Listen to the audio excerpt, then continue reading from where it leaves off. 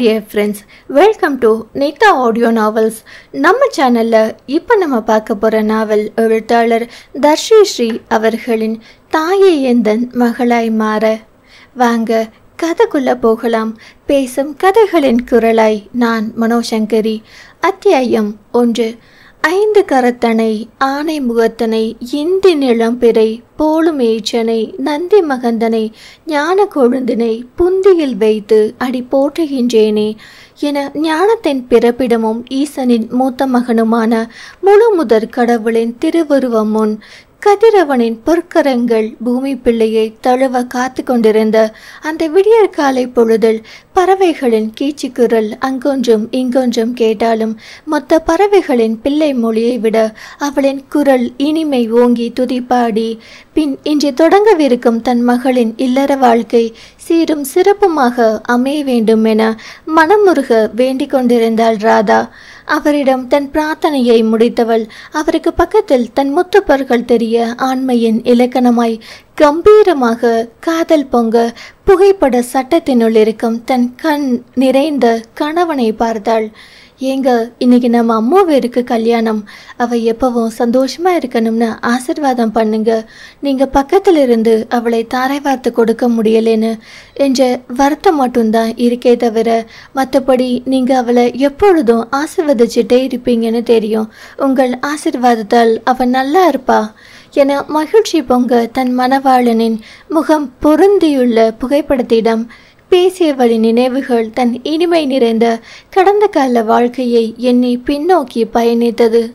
சென்னையில் மத்திய பகுதியில் நடுத்தர வர்க்க மக்கள் வாழும் காலனி போன்ற இடத்தில் ஒற்றை அறை கொண்ட வீட்டில் வசித்து வந்தனர் கணேசன் உமா தம்பதியர். சாதாரண கடையொன்றில் கணக்கு எழுதும் வேலையை செய்து தன் மனைவி மக்களை காப்பாற்றி வந்தார் கணேசன். உமா அவரின் இல்லத்தரசி. அவருக்கு 2 மக்கள். மூத்தவன் சங்கர், இளையவள் ராதா. மகன் தான் தனக்கு பின் தன் குடும்பத்தை காப்பாற்றுவான் என்ற நடுத்தர வர்க்கத்தின் எழுதப்படாத சட்டத்தின் கீழ் சங்கரை கல்லூரி படிப்பு வரை படிக்க வைத்த கணேசன் இன்னொரு வீட்டுக்கு சென்று வாழப்போகிற பெண் பிள்ளைக்கு படிப்பு எதற்கு என்று ராதாவை இடைநிலை படிப்போடு நிறுத்திவிட்டார். வீட்டிலேயே தன் அன்னைக்கு உதவியாய் வீட்டு வேலைகளில் ஈடுபட்ட ராதா அவ்வப்போது சிறு சிறு தையல் வேலைகளையும் கற்றுக்கொண்டு தன் வீடுதான் உலகம், தன் குடும்பத்தினர் தான் தன் வாழ்க்கை என்று சராசரி பெண்ணிற்குரிய அத்துணை குணநலன்களையும் கொண்டு வாழ்க்கையை வாழ்ந்து வந்தார். கல்லூரி படிப்பை முடித்த சங்கர் தனியார் கம்பெனியில் ஒரு நல்ல வேளையில் பணியமர்ந்தார். அவரின் இந்த படிப்பும் வேலையும் இருக்கும் சொந்தங்களுக்கு தெரியவர அவருக்கு நான் நீ என்று பெண் கொடுக்க முன்வந்தனர் சுற்றத்தார். அதில் ஒரு பெண் தான் லீலாவதி.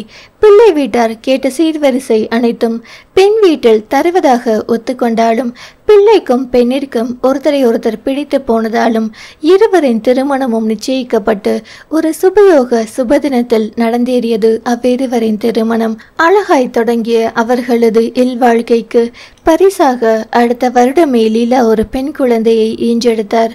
அடுத்து ராதாவிற்கு மாப்பிள்ளை பார்க்கும் படலத்தில் அவரின் பெற்றோர்கள் இறங்கினர். வீட்டிற்கு மருமகள் வந்ததும் அந்த வீட்டின் ராஜ்யம் லீலாவின் கைக்கு வந்தது. வயது முதிர்ச்சி காரணமாக இருக்கும் வரை இருக்க இடம் வேண்டும் என்று கணேசனும் உமாவும் மருமகள் என்ன சொன்னாலும் கேட்டு நடந்தனர். ராதாவும் அப்படியே அண்ணி என்ன சொன்னாலும் மறுப்பு தெரிவிக்காமல் செய்தார். ஒரு நாள் அவர்கள் வீட்டுக்கு லீலாவின் தூரத்து தம்பி உறவு முறையான ராஜன் வருகை புரிந்தான். அவனை பார்த்ததும் லீலா, ராஜன் வாடா தம்பி, எப்படி இருக்க? எவ்வளவு நாள் ஆச்சு பார்த்து? வெளிநாட்டிலிருந்து எப்போ வந்த என பாசம் பொங்க கேட்க ராஜனோ, நான் நல்லா இருக்கேங்க்கா, போன வாரம்தான் வந்ததும் உனக்கு திருமணம் முடிந்து குழந்தையை பிறந்து விட்டது என கேள்விப்பட்டேன், அதான் பார்க்க வந்தேன், இந்தாக்கா என அவர்களுக்கென்று வாங்கி வந்த பரிசு பொருளை நீட்டு அவளும் அதை இன்முகத்துடனே பெற்றுக்கொண்டார். அத்தா எங்கக்கா? நான் பார்த்ததே இல்லை, இருந்தா கூப்பிடு என அவன் ஆசையாய் கேட்க லீலாவோ, அவர் வேலைக்கு போயிருக்காருடா, சாயங்காலம் வந்துடுவார், சாப்பாடு செய்கிறேன், இருந்து சாப்பிட்டுட்டு அவர் வந்ததும் பார்த்துட்டே கிளம்பு என கூறியவர் தன் மாமியார், மாமனார், நாத்தனார் என அனைவரையும் ராஜனிடம் அறிமுகம் செய்து வைத்தார். அவளின் குழந்தையும் மாமா மாமா என்று அவனிடம் ஒட்டி கொண்டு விளையாடியது. அனைவருக்கும் வணக்கம் தெரிவித்த ராஜன் ராதாவிற்கும் தெரிவிக்க பதிலுக்கு வணக்கம் தெரிவித்த ராதா வீட்டு வேலையை கவனிக்க சென்று விட்டாள். அன்று முழுவதும் ராஜன் அந்த வீட்டில் ராதாவை கவனித்ததுதான் அதிகம். ஏனோ அவளை அவனுக்கு மிகவும் பிடித்திருந்தது. மாலை சங்கர் வந்ததும் அவனை சந்தித்துவிட்டு விடைபெற்ற ராஜன் நேராக தன் பெற்றோர்களிடம் சென்று ராதாவை பிடித்திருக்கிறது என்று சொல்ல அவர்களும் லீலாவிடம் இந்த விஷயத்தை தெரியப்படுத்தினர். அவளுக்கும் சம்மதம்தான் இருந்தும் வெளிநாட்டில் வேலை செய்பவன் என்பதால் சீர் அதிகம் கேட்பார்கள். ஒருவேளை தன் கணவன் தலையிலேயே விழுந்து விட்டால் என்ன செய்வது என்ற யோசனையும் வந்தது. இருந்தும் கேட்டு பார்ப்போம் என்று கணவன் மாமியார் மாமனாரிடம் இந்த விஷயத்தை சொல்ல அனைவருக்குமே சம்மதம். அடுத்த பெண் பார்க்கும் படலம் நடைபெற ஏற்கனவே இரு குடும்பத்தாருக்கும் அறிமுகம் இருந்ததால் நேரடியாகவே திருமணம் சீர்வரிசை விஷயத்திற்கு வந்தனர். லீலா நினைத்தது போலவே அதிக நகை போட சொல்லி ராஜன் வீட்டினர் கேட்க கணேசன் தன் மகனை பார்த்தார். சங்கரோ தன் மனைவியை பார்க்க மனைவி கஞ்சாடியில் கண்டிப்பு காட்ட அவனோ தந்தையிடம் தன்னால் இவ்வளவுதான் செய்ய முடியும் என்று கராராக கூறிவிட்டான். வேறு வழி இல்லாமல் அந்த வரன் தட்டி போனது ராதாவிற்கு. முதல் வரன் தட்டி போனதால் அதற்கு பின் வந்த அத்தனை வரனும் தட்டி தட்டி சென்று கொண்டே இருந்தது. ஜாதக பொருத்தம் சரியில்லை, மாப்பிள்ளை வேலை நன்றாக இல்லை, குடும்ப பழக்க வழக்கம் பொருத்தமில்லை என்று பல்வேறு காரணங்களால் தள்ளி போக முதல்வரன் தட்டி போனதுதான் காரணம் என வார்த்தையால் நோகடிக்க தொடங்கினார் லீலா. ஒரு 2 சவரன் தான் அதிகமாக கேட்டாங்க, அதை ஏற்பாடு செய்ய முடியல இவங்களால். இப்ப தேவையில்லாமல் தண்டசோறு போயிட வேண்டியதா போயிடுச்சு என குத்தி காட்டி பேசினார். ராதாவிற்கு இதையெல்லாம் கேட்க கேட்க அத்துணை வேதனையாய் இருந்தது. அடிக்கடி தன்னை ராசி கெட்டவள் என்ற அவ பெயரை கேட்டு கேட்டு அவளுக்கே தன் ராசி இல்லாதவள் போலதான் என்று தோன்ற ஆரம்பித்து விட்டது. நாட்கள் நகர அவளின் துயர் துடைக்க வந்தவனை கண்ணன், இந்த ராதாவின் கண்ணன். அத்தியாயம் 2. தரகர் ஒருவர் மூலம் வந்த வரனே கண்ணன். பெண் பார்க்கும் படலம் நடைபெற கண்ணனின் பெற்றோர் வாசுதேவன், மல்லிகா, அவனின் அண்ணன், அண்ணி, விக்னேஷ் மற்றும் கார்த்திகா மற்றும் சில சொந்த பந்தங்கள் வர அலங்கரிக்கப்பட்ட தேவதை போல் வந்து நின்ற ராதாவை பார்த்த மாத்திரத்திலேயே கண்ணனின் இதய வீட்டுக்குள் சிம்மாசனம் போட்டு அமர்ந்து கொண்டாள் ராதா. அனைவருக்குமே ராதாவை பிடித்து போக அனைவரும் சம்மதம் தெரிவித்தனர். அதேபோல் ராதா வீட்டிலும் அனைவருக்கும் சம்மதமே. கண்ணனின் குடும்பம் நல்ல வேலை, படிப்பு, பேருக்கேற்ப அந்த கார், மேகவண்ணனை போன்ற கலையான முகம் கணேசன் தம்பதியருக்கு மிகவும் பிடித்து போனது. ராதாவிற்கு அப்படி இல்லை போலும். எப்பொழுதும் போல் அலங்கரித்து கொண்டு வந்தவள் அனைவருக்கும் காப்பி காரம் கொடுக்கும் வேலையாள் போல் கொடுத்துவிட்டு சென்று விட்டாள். வழக்கமாக நடைபெறும் நிகழ்வுதானே என எவ்வித ஆசையையும் அவள் வளர்த்து கொள்ளவில்லை. அவளின் சம்மதமும் யாரும் கேட்கப் போவதும் இல்லை. அவர்கள் இவர்தான் உன் கணவர் என்று காட்டினால் கழுத்தை நீட்டி விடுவாள். சராசரி நடுத்தர வர்க்கத்தின் பெண் பிள்ளைகளுக்கு உண்டான சாபம் இது. அவர்களுக்கும் ஒரு மனது உண்டு. வாழ்க்கை வாழப்போகிறவர்கள் அவர்கள் மனதின் எதிர்பார்ப்பு என்ன என்று யாரும் கேட்க மாட்டார்கள். அவர்களுக்கு அந்த எண்ணம் இருந்தாலும் வெளியில் சொல்லவும் மாட்டார்கள். ஏனென்றால் அவர்கள் அப்படியே வளர்க்கப்பட்டிருந்தனர். ராதா மட்டும் என்ன விதிவிலக்கா? அவளும் இவன் தான் உன் கணவனாக போகிறவன் என்று சொன்னால் உடனே கழுத்தை நீட்டி விடுவாள். ஆனால் கண்ணன் அவ்வாறு இல்லை. இயற்கையாகவே அவனின் குணாதிசயங்கள் வேறுபட்டு இருந்தது. பெண்களை தனக்கு கீழ் வைத்திருக்க வேண்டும் என்ற எண்ணம் கொண்ட சமூகத்திலிருந்து அவன் சற்று தள்ளி இருந்தான். பிறப்பால் மட்டுமே ஆண் பெண் என்ற பேதம் உண்டு. வாழ்க்கையில் இருவரும் சமம் என்ற முற்போக்கு சிந்தனை உடையவன். தன்னிடம் பெண் பிடித்திருக்கிறதா என்று தாய் கேட்ட கேள்விக்கு நான் பெண்ணிடம் தனியாக பேச வேண்டும் என்று கூறி அனைவரையும் அதிர்ச்சிக்குள்ளாக்கினான். இது என்ன புது பழக்கம் கண்ணா? அப்படியெல்லாம் பேச அனுமதிக்க மாட்டார்கள். கொஞ்சம் நேரம் சும்மா இரு என அவன் தாய் மல்லிகா அதட்ட, அம்மா, வாழப்போகிறவர்கள் நாங்கள். பெண்ணிற்கு என்னை பிடித்திருக்கிறதா இல்லையா என்று நான் தெரிந்து கொள்ள வேண்டாமா என அவனும் தன் நியாயமான காரணத்தை முன்வைக்க உடனே கணேசன், அதெல்லாம் எங்களுக்கு சம்மதம் என்றால் அவளுக்கும் சம்மதம் தான் தம்பி. எங்க விருப்பம் மீறி அவள் நடக்க மாட்டாள் என உடனே பதில் கூறினார். இல்லை சார், உங்கள் எல்லாரோட சம்மதத்தை விட எனக்கு அவங்களோட சம்மதம் தான் ரொம்ப முக்கியம். காலமெல்லாம் என்னுடன் வாழப் போகிறவங்க, அவங்களுக்கு என்னை பிடித்திருக்கிறதா என நிச்சயம் தெரிந்து கொள்ள வேண்டும் என உறுதியாய் கூறிவிட வேறு வழி இல்லாமல் அவர்களை தனிமையில் பேச அனுமதித்தனர். ராதாவோ முடியவே முடியாது என அடம்பிடிக்க, இல்லை கண்டிப்பா உன்னிடம் பேசிதான் ஆகணும் என்று மாப்பிள்ளை சொல்றார், அதனால் போயிட்டு உடனே வந்துரு என அவள் அன்னை சமாதானம் சொல்ல வேறு வழி இல்லாமல் அவனை சந்திக்க சென்றாள். பயப்பந்து உருள தலையை குனிந்தவள் தான் நிமிரவே இல்லை. சேலை தலைப்பை சுற்றி கொண்டே அவன் முன்னிற்க அவளை பார்க்க பார்க்க அவனால் ஒரு சுவாரஸ்யம் உருவானது. தன்னை பற்றி அனைத்து விவரங்களையும் கூறியவன் என்னை திருமணம் செய்வதில் சம்மதமா என்று கேட்க அவளுக்கு என்ன பதில் கூறுவதென்றே தெரியாமல், அப்பா அம்மாவிற்கு சம்மதம் என்றால் எனக்கும் சம்மதமே என தயங்கி தயங்கி கூற அவனோ, நான் கேட்டது உன்னை, உனக்கு என்னை பிடித்திருக்கிறதா என்று என அழுத்தி கேட்க அவள் திருவனம் முழித்தாள். காலமெல்லாம் வாழப்போகிறவர்கள் நாம். உனக்கு என்னையும் எனக்கு உன்னையும் பிடித்திருந்தால்தான் நம் வாழ்க்கை நன்றாக இருக்கும். தாய் தந்தையருக்கு பிடித்திருக்கிறது, அதனால் திருமணம் செய்து கொள்கிறேன் என்று செய்து கொண்டு திருமணத்திற்கு பின் ஏதோ ஒரு கட்டத்தில் உனக்கு என்னையும் எனக்கு உன்னையும் பிடிக்காமல் போய்விட்டாள். அதன் பின் நம் வாழ்க்கை என்ன ஆகும்? மற்றவர்கள் சம்மதத்தை விட உன் சம்மதம்தான் எனக்கு முக்கியம். நீ எவ்வளவு நாள் வேண்டுமானாலும் எடுத்துக்கொள், அதனால் ஒன்றுமில்லை, என்னை பிடித்துதான் ஆக வேண்டும் என்ற கட்டாயமும் இல்லை. உனக்கு பிடித்திருந்தால் மட்டுமே நம் திருமணம் நடைபெறும். எனக்கு என்ன பிடிக்கும் என்ன பிடிக்காது, நான் எப்படிப்பட்டவன் எல்லாம் கூறிவிட்டேன். என் குணாதிசயங்கள் உனக்கு ஒத்து வருமா என்று பார், இல்லை என்றால் பரவாயில்லை, யோசித்து சொல் என்று கூறியவன் மேலும், எனக்கு உன்னை ரொம்ப பிடிச்சிருக்கு, நீ எப்படி இருந்தாலும் உன்னோடுதான் என் வாழ்க்கை என பார்த்த மாத்திரத்திலேயே தோன்றிவிட்டது என அத்தனை காதலாக கூறியவனின் வார்த்தைகள் அவள் ஆழ்மனதை ஏதோ செய்தது என்பது உண்மையே. அப்படியே ஸ்தம்பித்து போய்விட்டாள். எத்தனை உயர்ந்த எண்ணம்! தன் வீட்டில் உள்ளவர்கள் கூட என் சம்மதத்தை எதிர்பார்க்கவில்லை. எங்கிருந்தோ வந்த ஒருவர் என் உணர்வுகளுக்கு மதிப்பு கொடுத்து தன் சம்மதம் வேண்டி நிற்கிறாரே, அவருக்கு பிடித்திருக்கிறது என்றும் தன்னை கட்டாயப்படுத்தவில்லை. எத்தனை நல்ல எண்ணம்! இவரை விட சிறந்தவரை எங்கனம் போய் தேடுவேன் என மனதிலே அவனை எண்ணி பூரிப்படைந்தவள் முன்னே சென்று கொண்டிருந்த அவனிடம், ஒரு நிமிஷம் என குரல் கொடுக்க அவன் திரும்பி அவளை பார்க்க, அவன் திரும்பியதும் இவள் தலையை குனிந்து கொண்டு, அது எனக்கும் உங்களை பிடிச்சிருக்கு என தயங்கி தயங்கி கூறியவளை பார்க்க பார்க்க அவனுக்கு உற்சாகம் ஊற்றெடுத்தது. மகிழ்வுடனே அனைவரும் இருக்கும் இடத்திற்கு சென்றவன், ராதாவிற்கும் என்னை பிடித்திருக்கிறது, அதனால் மேற்கொண்டு எப்போ கல்யாணம் வைத்து கொள்ளலாம் என்று பேசலாம் என்று கூறி, எனக்கு இந்த சீர்வரிசை கொடுக்கிறது வாங்குவது எதுவும் பிடிக்காது, அதிக செலவில்லாமல் எளிமையாய் கோவிலில் திருமணம் வைத்துக் கொள்ளலாம் என திட்டவட்டமாக கூற அதிர்ந்து போய்விட்டனர் கண்ணன் குடும்பத்தினர். அவனின் தாய் மல்லிகா, டேய் கண்ணா, என்னடா இது?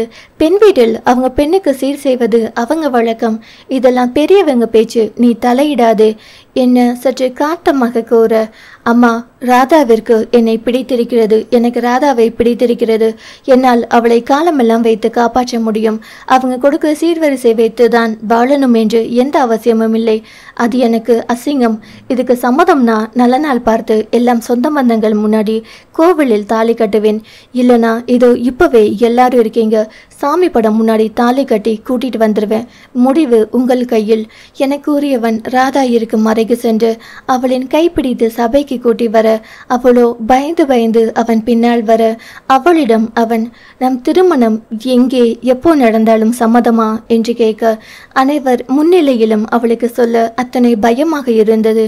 மெல்ல ஏறெடுத்து தன் குடும்பத்தை பார்க்க அவர்கள் என்ன கூற வருகிறார்கள் என்பது அவளுக்கு புரியவில்லை.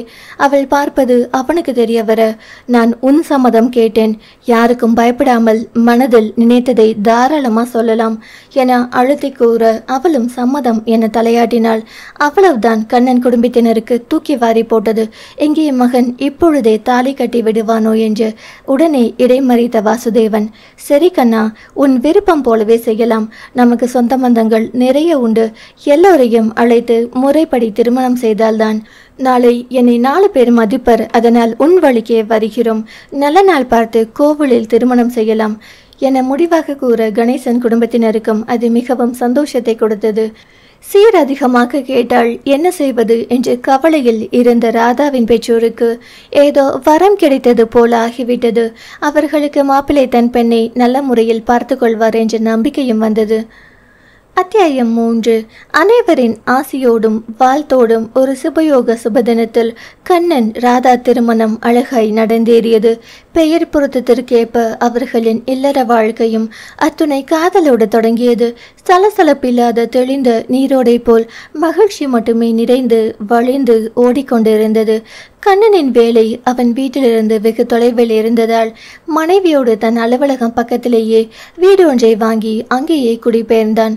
மனைவியை கண்ணன் காக்கும் இமை போல் எப்பொழுதும் எல்லாவற்றிலிருந்தும் அரணாய் காத்து வந்தான். அவள் சிரிப்பை மட்டுமே கொண்டு வாழ வேண்டும் என்பதற்காகவே பிறப்பெடுத்தவன் போல் அவளை எப்பொழுதும் மகிழ்ச்சியுடனே வைத்து கொண்டான். அவளுக்கு பிடித்தமானவற்றை கேட்டறிந்து அது அவளுக்கு கிடைக்க என்னென்ன வழி செய்ய முடியுமோ அதையெல்லாம் செய்தான். மனைவிக்கு தையல் கலையில் அதிக விருப்பம் என்பதை உணர்ந்து கொண்டு அவளை தையல் பள்ளியில் சேர்த்து விட்டான். அவனின் பெற்றோர் சுற்றத்தார் அனைவரும் அவனை திட்ட அதையெல்லாம் தூசு போல் தட்டியவன் மனைவியை எங்கும் எதிலும் தைரியத்துடன் வாழ கற்றுக் கொடுத்தான். கணவன் மட்டும் தான் வேலைக்கு சென்று சம்பாதிக்க வேண்டும் என்று இல்லை, அவனுக்கு கீழ்தான் மனைவி இருக்க வேண்டும். எப்பொழுதும் எல்லாவற்றிலும் கணவனை சார்ந்துதான் வாழ வேண்டும் என்றில்லை. மனைவியும் சம்பாதிக்கலாம், அவளின் தேவைகளுக்கு யாரையும் சார்ந்திருக்க தேவையில்லை. தன் சொந்த காலில் நின்று அனைத்தையும் சந்திக்க வேண்டும் என்ற நம்பிக்கையை நாளும் ஊட்டினான். தன் நலத்திற்காக பாடுபடும் கணவனின் மனம் அறிந்து ராதாவும் அவனின் சொல்படி தையல் கல்வியில் சிறந்து விளங்கினாள். குறைவில்லாமல் சென்று கொண்டிருந்த அவர்கள் வாழ்க்கையில் குறையாய் வந்து சேர்ந்தது. திருமணமாகி 1 வருடமாகியும் குழந்தை உண்டாகாமல் இருப்பது. அவர்கள் இருந்த காலத்தில் திருமணம் முடிந்த 1 வருடத்திற்குள் கையில் குழந்ை இருந்தால்தான் அந்த பெண் திருமண வாழ்க்கைக்கு தகுதியானவள். இல்லை என்றால் அவளை மலடி மலடி என்று பட்டப்பெயர் வழங்கும் முற்போக்கு சமூகம் அல்லவா. அவளை அவள் பிறந்த வீடே அப்படித்தான் அழைக்க, புகுந்த வீட்டில் அழைப்பதில் ஆச்சரியமா என்ன? 1 வருடம் என்பது 20 வருடங்களுக்கு மேல் செல்ல அவளின் வருத்தம் நாளுக்கு நாள் அதிகரித்து கொண்டே சென்றது. சுற்றத்தார் பேச்சு வேறு அவளை நிலைக்குலைய செய்தது. ஒரு நாள் அவனின் தாயார் மல்லிகா அவர்களின் இல்லம் வர அவரோ ராதாவிடம், பொறுத்து பார்த்தாச்சு, நீ உண்டாகிற மாதிரியே தெரியலையே, நல்ல குறை உள்ள பெண்ணை ஏமாற்றி எங்கள் தலையில் கட்டி வச்சுட்டாங்க உங்க அப்பா அம்மா. இதெல்லாம் சரி வராது. என் பையனுக்கு 2வது கல்யாணம் பண்ண போறோம். நீ பொட்டி படிக்க எல்லாம் கட்டிட்டு உங்க வீட்டுக்கு போறது நல்லது என பெரிய குண்டை தூக்கி அவள் தலையில் போட ஆடி போய் விட்டாள் ராதா. கண்களில் கண்ணீர் ஆரண பெருகி ஓடியது அவளுக்கு. அவரோ மேலும், ஒழுங்கா நீயே அவனை வேறு கல்யாணத்துக்கு சம்மதம் வாங்கி வச்சா நல்லது. இதுவே நாங்க சொல்லி அவனுனை வெறுத்து வேறு பொண்ணை திருமணம் செய்ய சம்மதித்தால் நஷ்டம் உனக்கு தான். 2 நாள் எடுத்துக்கோ, அவனை சம்மதிக்க வச்சுட்டு உங்க அம்மா வீட்டுக்கு கிளம்பு என மேலும் மேலும் அவளை வார்த்தைகளால் கொஞ்சி புதைத்து விட்டே அவ்விடம் விட்டு நீங்கினார். உடைந்து போய்விட்டாள் ராதா. அவள் முன்னே பூதாகரமாய் நின்றது இந்த பிரச்சனை. தன்னால் கணவனுக்கு ஒரு குழந்தை பெற்றுத்தர முடியவில்லையே என்ற ஏக்கம் நாளுக்கு நாள் அவளை கொஞ்சி தின்று கொண்டுதான் இருந்தது. இருந்தும் கணவனுடன் இருந்து கொண்டு ஆறுதல் ஒன்றே இன்றளவும் அவளை வாழ வைத்து கொண்டிருந்தது. இப்பொழுது அவனுக்கு வேறு திருமணம் செய்ய போகிறோம் என்ற செய்தி அவளை இடியென தாக்க அடுத்து என்ன செய்வது என்று புரியாமல் பித்து பிடித்தார் போல் அப்படியே மயங்கி அமர்ந்து விட்டாள். உண்மையில் கணவன் தன்னை வெறுத்து விடுவானோ என்றெல்லாம் தோன்ற ஆரம்பித்து விட்டது அவளுக்கு. அவரே எனக்கு வேறு பெண்ணை பார்த்து திருமணம் செய்து வையுங்கள் என்று கூறிவிட்டாள். தான் என்ன செய்வது, அவர் இல்லாத வாழ்க்கையை எப்படி வாழ்வது என நினைத்து நினைத்து வேதனைப்பட்டு கொண்டிருந்தாள். ஆற்றுவார் தேற்றுவார் யாருமின்றி அழுது கரைந்து கொண்டிருந்தாள். இரவு கண்ணன் வீடு திரும்பியதும் வீட்டில் விளக்கு கூட எரியவில்லை. இருண்டு போன வீடே அவனை வரவேற்றது. என்ன இது, வீட்டில் விளக்கு கூட போடாமல் எங்கு போனாள் என அவன் யோசனையுடன் உள்ளே நுழைந்து விளக்கை உயிர்ப்பிக்க வீட்டின் மூலையில் கால்களின் இடைக்கேல் தன் தலையை சாய்த்து அழுது கொண்டிருந்த மனைவியை பார்த்ததும் பதறி போய்விட்டான். வேகமாக அவள் அருகில் சென்று, ராதா ராதா என்ன ஆச்சு, ஏன் இப்படி அழுதுட்டு இருக்க, என்னடி ஆச்சு என அவளை நிமிர்த்தியபடியே பதற்றத்துடன் கேட்க அவளோ இவ்வளவு நேரம் தனிமையில் அவன் நினைவுகளோடு உழன்றவள். தன் எதிரில் தன் நினைவின் நாயகன் உருவம் தெரிந்தவுடன் பெரும் கேவலுடன், என்னங்க என்னை தள்ளி வச்சிட மாட்டீங்களே, வேறு பொண்ணை கல்யாணம் பண்ணிக்க போறீங்களா, குழந்தை இல்லைங்கிறது குறைதான், இல்லைன்னு சொல்லலை. ஆனால் நான் என்ன பண்ணணும்னு தெரியலைங்க. அதுக்காக என்னை வெறுத்துடாதீங்க, என்னை விட்டு போயிடாதீங்க. என்னை இருகரம் கூப்பி கதறியவளை காண காண அவன் நெஞ்சில் உதிரம் வடிந்தது. அவளை தன்னோடு இழுத்து அணைத்தவன் அவளிடம், என்ன ராதா இதெல்லாம், ஏன் இப்படியெல்லாம் பேசுகிற? நான் போய் உன்னை வெறுக்கிறதா? நான் செத்தாலோ என்னால் முடியாது. நமக்குன்னு குழந்தை வர வரைக்கும் உனக்கு நான் குழந்தை, எனக்கு நீ குழந்தை. இதில் எந்த மாற்றமும் இல்லை. அதுக்காக இன்னொரு கல்யாணம் நான் பண்ணுவேன்னு நீ எப்படி நம்பலாம்? அவ்வளவுதானா என் மீது உனக்கு நம்பிக்கை? யார் உனக்கு இப்படியெல்லாம் சொன்னது என அவன் மனைவியை அணைத்து ஆறுதல் கூறியும் அவளின் அழுகை மட்டுப்படவே இல்லை. பேசி பேசியே அவளை சமாதானப்படுத்தியவன், எதனால் இப்பொழுது திடீரென்று இந்த கவலை, அழுத்தம் என்று கேட்க அவளோ மல்லிகா வந்து சொல்லி சென்ற விஷயங்களை கூற அவனுக்கு அப்படி ஒரு கோபம் வந்தது. ஏன் தான் இவர்கள் இப்படி இருக்கிறார்களோ? அவளை கஷ்டப்படுத்தி அழ வைப்பதில் என்ன தான் சந்தோஷம் கிடைத்துவிட போகிறதோ இவர்களுக்கு என அவனுக்கு எரிச்சலாய் இருந்தது. இதற்கு நிச்சயம் ஒரு முடிவு கட்ட வேண்டும் என தீர்மானித்தவன் அவளை ஆறுதல் படுத்தி உண்ண வைத்து தன் மடியிலேயே படுக்க வைத்து உறங்க வைத்தான். கணவன் அருகில் இருக்க அவளுக்கு வேறு என்ன கவலை? அவன் மடியே தன் தலையனை படுத்துக்கொள்ள அவன் விரல் கொண்டு கோதும் மந்திரத்தில் அவள் துன்பம் எல்லாம் மறைந்து போகும் மாயம் அவள் மட்டுமே அறிவாள். மறுநாள் தான் தீர்மானித்ததை நிறைவேற்ற தன் வீட்டில் உள்ளவர்களையும் ராதா வீட்டினரையும் தன் இல்லத்திற்கு வரவழைத்தான்.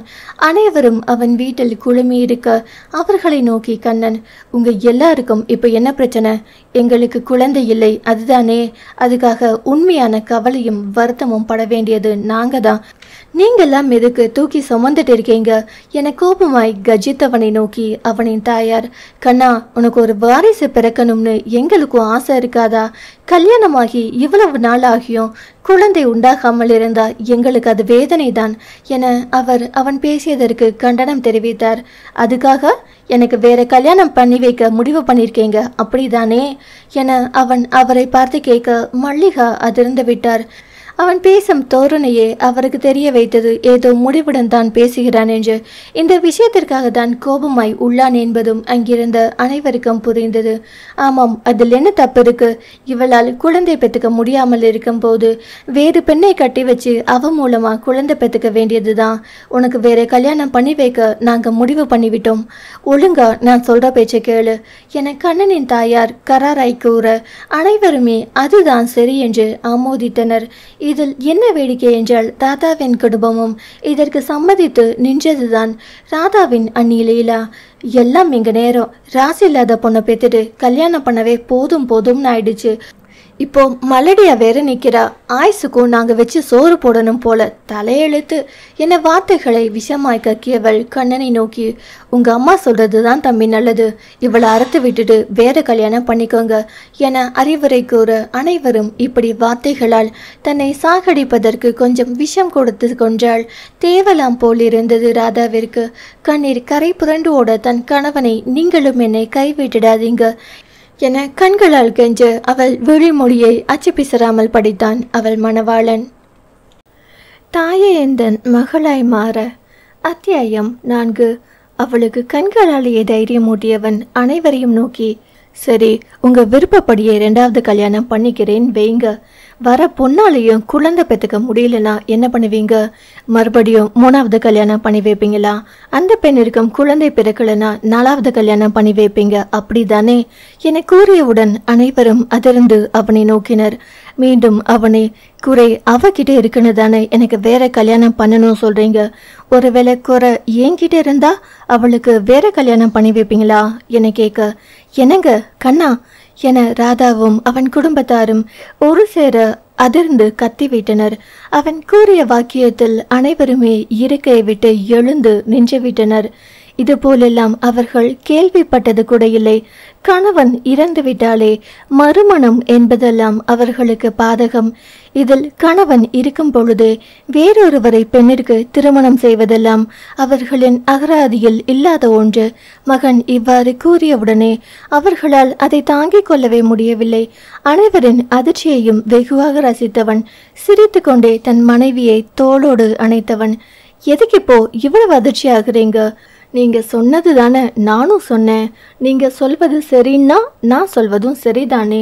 இதை பாருங்க, இதுதான் கடைசி. சும்மா சும்மா சொல்லிட்டு இருக்க முடியாது.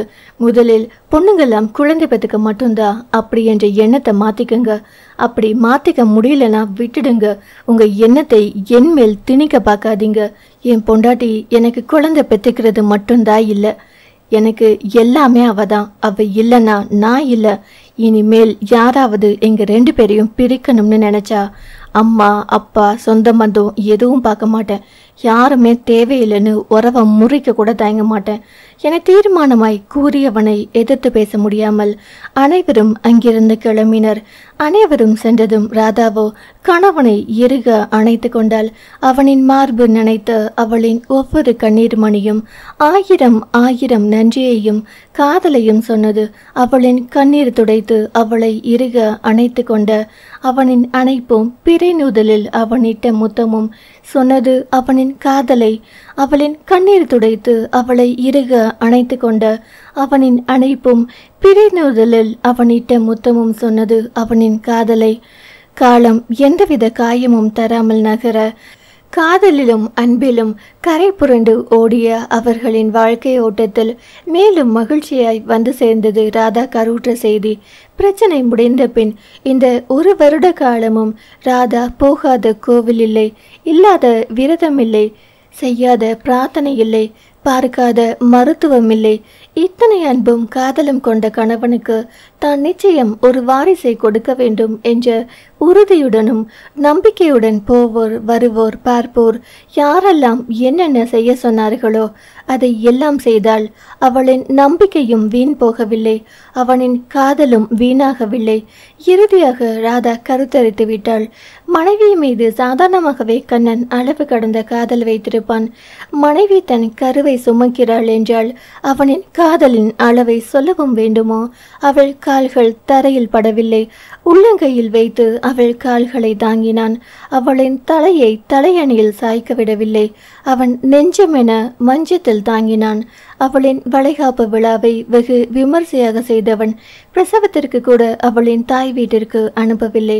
லீலாவின் குணம் பற்றி அவன் இத்தனை வருட காலங்களில் நன்கு புரிந்து கொண்டான். எப்படியும் தன் மனைவி அங்கு சென்றால் யாரும் சரியாக கவனிக்க மாட்டார்கள் என்பதை அறிந்தே அவளை அனுப்ப மறுத்துவிட்டான். ஒரு சுபயோக நாளில் அவர்களின் குட்டி இளவரசி அன்னையை ரொம்பவும் படுத்தாமல் வெளி உலகை காண வந்தால் அவனின் குட்டி தேவதையை கையில் ஏந்திய தருணம் உலகையே வென்றுவிட்டது போல் தோன்றியது. தவமிருந்து வரமாய் பெற்ற மகளுக்கு 2 பேரின் முதல் எழுத்தை கொண்டு ராஷிகா ஸ்ரீ என பெயர் சூட்டி மகிழ்ந்தான் அந்த பாசமிகு தந்தை. அதில் கூட மனைவியின் முதல் எழுத்து முன் வர வேண்டும் என பெயர் சூட்டி தான் ஒரு காதல் கணவன் என்பதையும் நிரூபித்தான். தாய் தந்தை மகள் என அழகிய குருவிக்கூடு போல் மூவரும் தங்களுக்கென்று ஒரு புதிய உலகம் படைத்து அதில் மகிழ்ச்சி மட்டுமே நிறைவாய் பெற்று வாழ்ந்து வந்தனர். யார் கண்ணடிப்பட்டதோ கல்லடிப்பட்டதோ இந்த அழகான குடும்பத்தின் மீது. ராஷிகாவிற்கு 5 வயது இருக்கும் சமயத்தில் கண்ணன் திடீரென்று ஏற்பட்ட உடல்நிலை குறைவால் மரணத்தை தழுவினான். மரணப்படுக்கையில் கடைசி நிமிடத்தின் போது மனைவியிடம், ராதா, என்னை மன்னிச்சிடு. என்னால் உனக்கு கொடுத்த வாக்கை காப்பாற்ற முடியவில்லை. என்னால் உன் கூட கடைசி வரை துணையாய் வர முடியவில்லை. ஆனால் நிச்சயம் என் உணர்வுகள் உன்னை சுற்றித்தான் இருக்கும். நம்ம அம்மு இனி உன் பொறுப்பு. அவளை ஒரு தைரியமிக்க பெண்ணாய் இந்த சமூகத்தில் ஒரு பெண், வளர்த்த பெண் முன்னேறி இருக்கிறாள் என்ற அடையாளத்தை ஏற்படுத்தி தர வேண்டும். நீ யாரையும் நம்பாதே. என் வீட்டில் உள்ளவர்களையும் சரி, உன் வீட்டில் உள்ளவர்களையும் சரி, நம்ம வீடு உன் பேரில் தான் இருக்கு. யார் என்ன சொன்னாலும் அதை யாருக்கும் கொடுக்காதே. உனக்கான நான் விட்டு செல்லும் ஒரே உயிரற்ற பொருள் அதுதான். அது உனக்கு துணையாய் இருக்கும் என்ற நம்பிக்கையில் விட்டுட்டு போறேன் ராதா. நேரத்திற்கு சாப்பிடணும் என்ன நினைச்சிட்டே அழுதுட்டே இருக்கக்கூடாது என பேச முடியாமல் மரணத்தின் வாசலில் நின்று கொண்டு அவன் அவளிடம் பேச ராதா உடைந்து போய்விட்டாள். நீங்க இல்லாமல் எனக்கு எதுவுமே வேண்டாம். நீங்க இல்லாத ஒரு வாழ்க்கையை என்னால் வாழவே முடியாது. நானும் உங்களுடனே வந்துடுறேன், என்னையும் கூட்டிட்டு போங்க என கதறி கதறி அழுதவளை என்ன சொல்லி தைரியம் ஊட்டுவது என்பது அவனுக்கு விளங்கவில்லை. ராதா, நீ நம்ம அம்முக்காக வாழ்ந்துதான் ஆகணும். நீயும் இல்லைனா அவள் அனாதையாகிடுவா. இனி நீதான் அவளுக்கு அப்பாவாவும் இருக்க போற.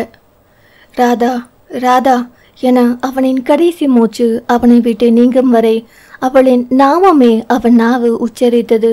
வாழ்நாள் முழுவதும் உன் கூடவே இருந்து உனக்காக வாழ்வேன் என்று செய்து கொடுத்த சத்தியத்தை காப்பாற்ற முடியாமல் இந்த பொல்லாத உலகில் என்னவளை தனியாய் விட்டு செல்கிறேனே என வேதனைப்பட்டு கொண்டே கண்ணனின் உயிர் பறவை மெல்ல மெல்ல அவன் உடற்கூட்டை விட்டு பறந்து சென்றது. நொறுங்கி போய்விட்டாள் ராதா. அவள் உடலின் உயிர் பிரிந்து விட்டது. வாழ்வே சூன்யமானது போன்ற உணர்வு.